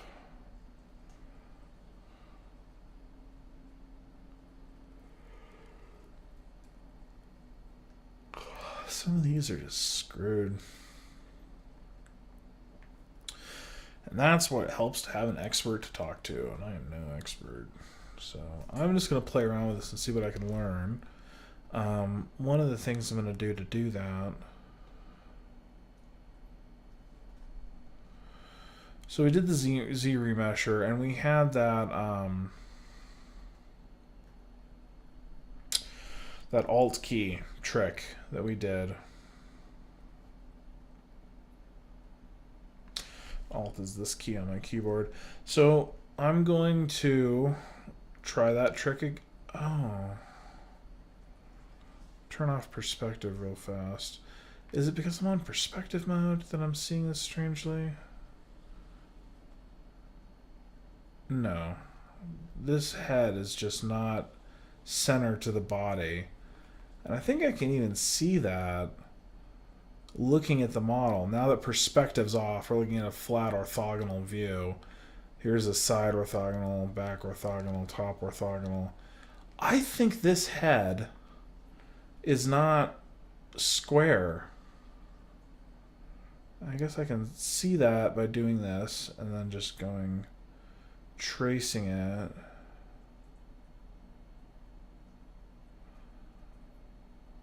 Yeah, it's just slightly off. It's just slightly to the right, and that's going to be hugely problematic for the remainder of what we're doing. Oh God, do I have to start over in order to fix that? I mean, because like I can tweak it until it's approximate, but what I should have never done is allowed it to get off like that. I should have never allowed it to get screwed up. Turn on my polyframe again. Because, like, I guess if I could find exactly the distance. All right, I'm gonna. Surely someone has run into this before, so I'm gonna do a quick search of the internet to see like how do people deal with this, because I mean, obviously, if there was like an algorithmic way of handling this, that would be just absolutely ideal. Let's see what we can find here.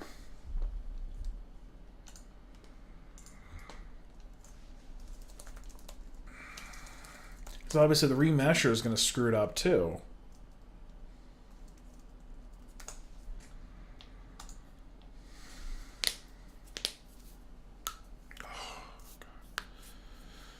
So I've got a video here that says fixing symmetry.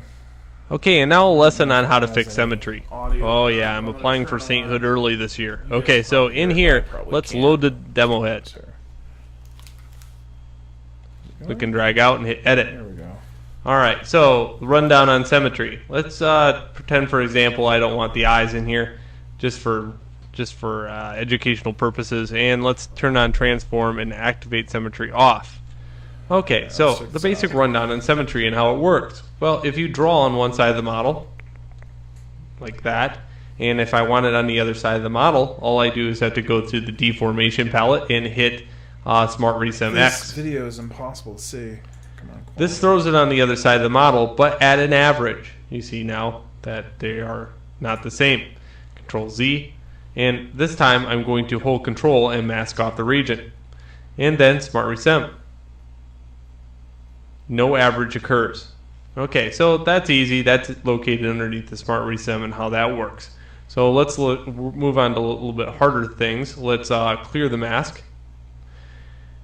And in this case, let's do something that we always do. Let's go to the Move tool and this is exactly what I transpose did. it exactly over to what the I screwed side. up with. Is I went to the Move tool and just tweaked the head just a little to the side. Okay, so now let's try that same trick. Let's draw on one side. And let's Smart Resem it.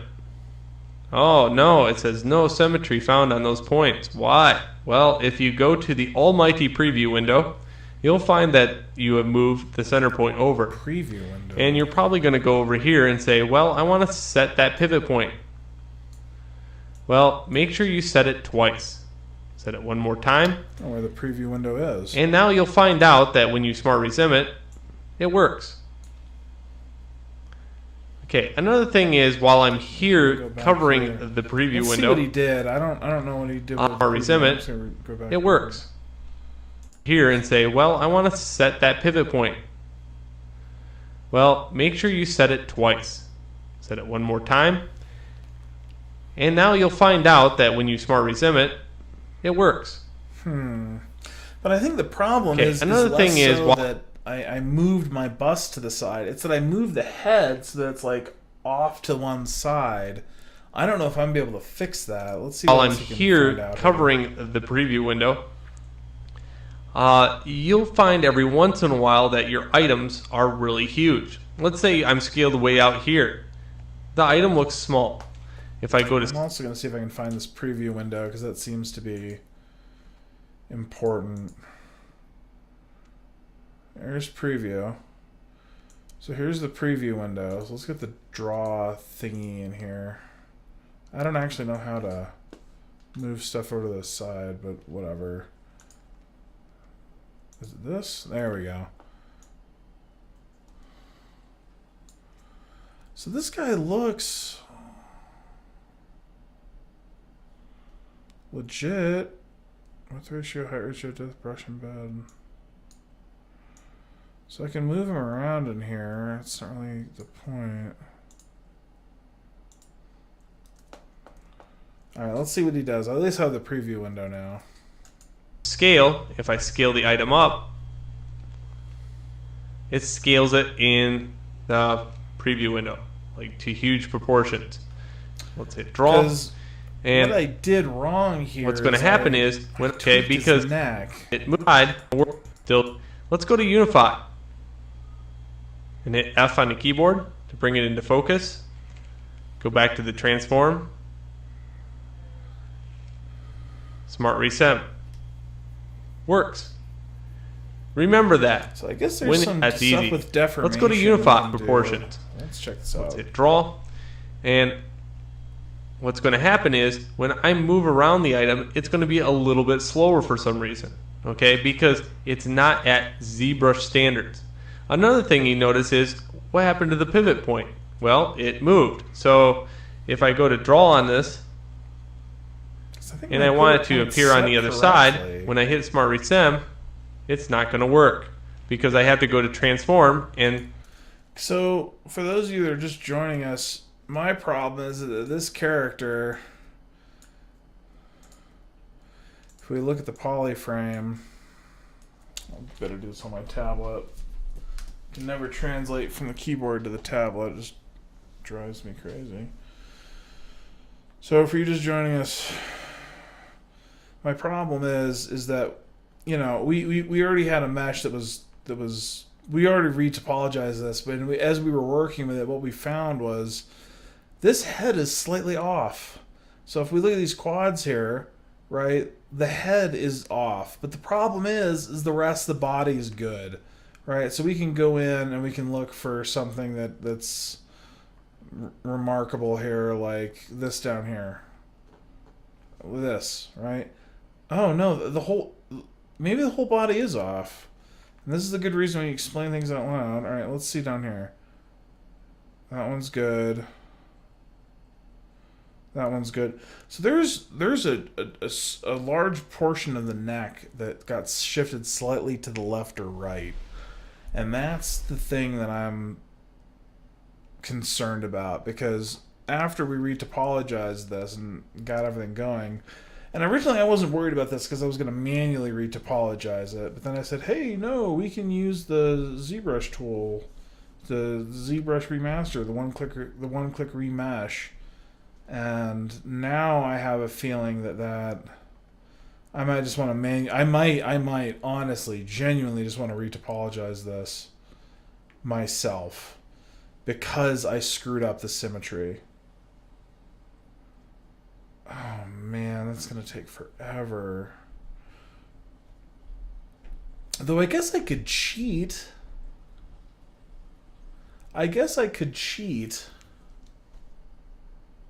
No, I don't even want to do that at all. What I was thinking was about, quote, cheating. If I go back here. Right, so let me load the old tool here. 14. So here's the old tool, and I may as well look at this in the preview window too. There he is. There's our guy. That's him. Alright, so the problem is that, like, for example, the head's totally off. Right? So, boy. So what I was thinking about with cheating was, oop, come on, get a hold of yourself. So I could just use the edge loops that it automatically created and go over them. I don't have to break my back trying to figure out the best way to do the meshes. But like even here, right? Like it didn't do the eye mesh how I would do the eye mesh. So maybe, I mean, this one-click retopology is pretty good, but this is going to be a cinematic. Game Art 101 says mirror and weld, it might fix your problem. So it might, but my thought is that let's just try it. So I'm pretty new to ZBrush, so I haven't done mirror and weld before. And again, come on, grab this correctly. So my problem is I grabbed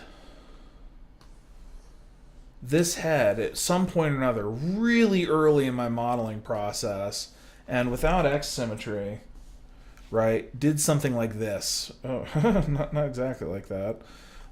Did something like this, and I just moved it off to the side just a little bit. So the head is not in line with the center of the body. But let's see what mirror and weld does. I'm again very new to ZBrush, so I'm not sure exactly where to find that. It's probably under deformation. So I'm gonna do mirror, and where would I find weld? I'm gonna look it up here in just a second. But mirror, X mirror. I'm going to set a click because I'm learning all about ZBrush. So let's do mirror. Let's get up to the subdiv that we want. I guess I'm going to delete my lower. No, I can't freeze the subdiv. I might go. Let's see here. Geometry. I'll go to the lower res. I've got this guy saved anyway, so whatever. I'm going to just delete higher. And then I'm going to go to deformation. And then we're going to go into mirror. Oh, I want to see what that did. So I'm going to roll this back and forth real quick. So there's mirror. There's mirror. Oh my God. I see it. I see it fixing it in real time. Look at that. So that's where it was before. So now it's on mirror. So I'm going to zoom in with that. And what was the weld part? Is that still something I need to do? Like, if this is fixed, do I still need to weld it? So let's see if this fixed that. So here's this. I'm going to turn on my X symmetry. Oh, look how pretty that is. It's not quite, though, because still the modify. Let's go to the modify menu here. Again, super new to ZBrush, apologies. Export, import, displacement map. I'm gonna Google it here in a second, just so I don't leave you guys waiting, waiting for me to find where these menus are. So under geometry, yes, I have to actually go into geometry. Boop, boop, boop, boop, boom. Geometry, modify. And you said, oh, it's just mirror and weld. So I was looking at mirror in the wrong place. Got it. Yes, thank you, sir. So let's roll this back. I'm gonna go in my history. Back. There's that. So that should be before the mirror that I did before. Yeah, because there's our higher resolution on that. So all right, mirror and weld. Let's give it a shot. Can't do with higher. Delete higher. And mirror and weld. Now let's check it out. That looks tight. That looks tight. Let's go in for the kill here. Let's take this one. That one looks pretty good. Oh man, you fixed it. Good job. Thank you, Game Art 101, for that suggestion. Very, very cool to see ZBrush kind of working in action. That saved me from having to manually retopologize the mesh. If you're just joining us, I don't know how much of you saw of the jaw work we were doing, but we were talking a little bit about the shape of the skull and non-human characters, and how oh yeah, this is great. I love it, ZBrush. As long as you know where the buttons are, it does everything you need. And you said here, no division, you need to delete your divisions. Yeah, so I think I did that here. And I'm kind of just learning more and more about this all the time. Is it the reconstruct subdiv that I wanted to do? No, never mind. I don't know what I'm doing. I'm just screwing around now.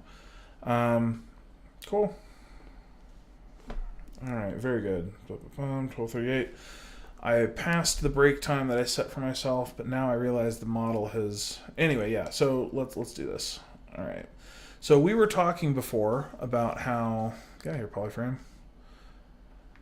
So we have reference art for the character that we're kind of trying to build here, and we were talking about how the shape of the jaw on this character was wrong. Before we were modeling it with a very large open mouth so that we could get the geometry in there for the teeth, and I realized very quickly that was a mistake. So we went in and kind of made sure that the hull of the interior of the mouth was there, and moved the jaw up to a resting position while we were modeling it. And now that we're there, we can start adding some of the secondary detail that made this model look so good before. And we'll start working our way back up to there. Game Art 101, if you check out some of the 6-hour video we did last night, you can see some of the stuff that we were doing with real-time hair with this character. We are building a visual novel for VR, so we're going to have very few characters on screen at once. So we're trying to make a cinematic style character that is just very, compelling and highly animated with a very complex rig. So we're kind of doing in-game cinematics as part of gameplay. So I'm actually... You did it right. It's just because the delay of my message is so late by half a minute. Yeah. I've got to try to find a better way to have the chat kind of on the sidebar. Right now I've only got one monitor, and I will be getting another monitor soon here, but one step at a time for me. So I'm kind of watching the stream delayed. So I know it's pretty frustrating for everyone trying to chat with me. Especially when you're trying to give advice. So yeah. All right, let's do this. I'm gonna take a break here. If you guys want to follow me, you'll get a notification when I come back online. I'm taking a quick 15-minute break to kind of get up, stretch my legs, and because I've been sitting here for... God, how long has the stream even been going? I guess I'll check my... How long have I been streaming? I've been streaming for about 4 hours, so I'm about ready to take a break and get out of this chair for a bit, and I will see you guys all in a little bit. So please be sure to follow, and you'll get a notification when I'm back. So thanks again, guys. I will be right back, about 15-20 minutes.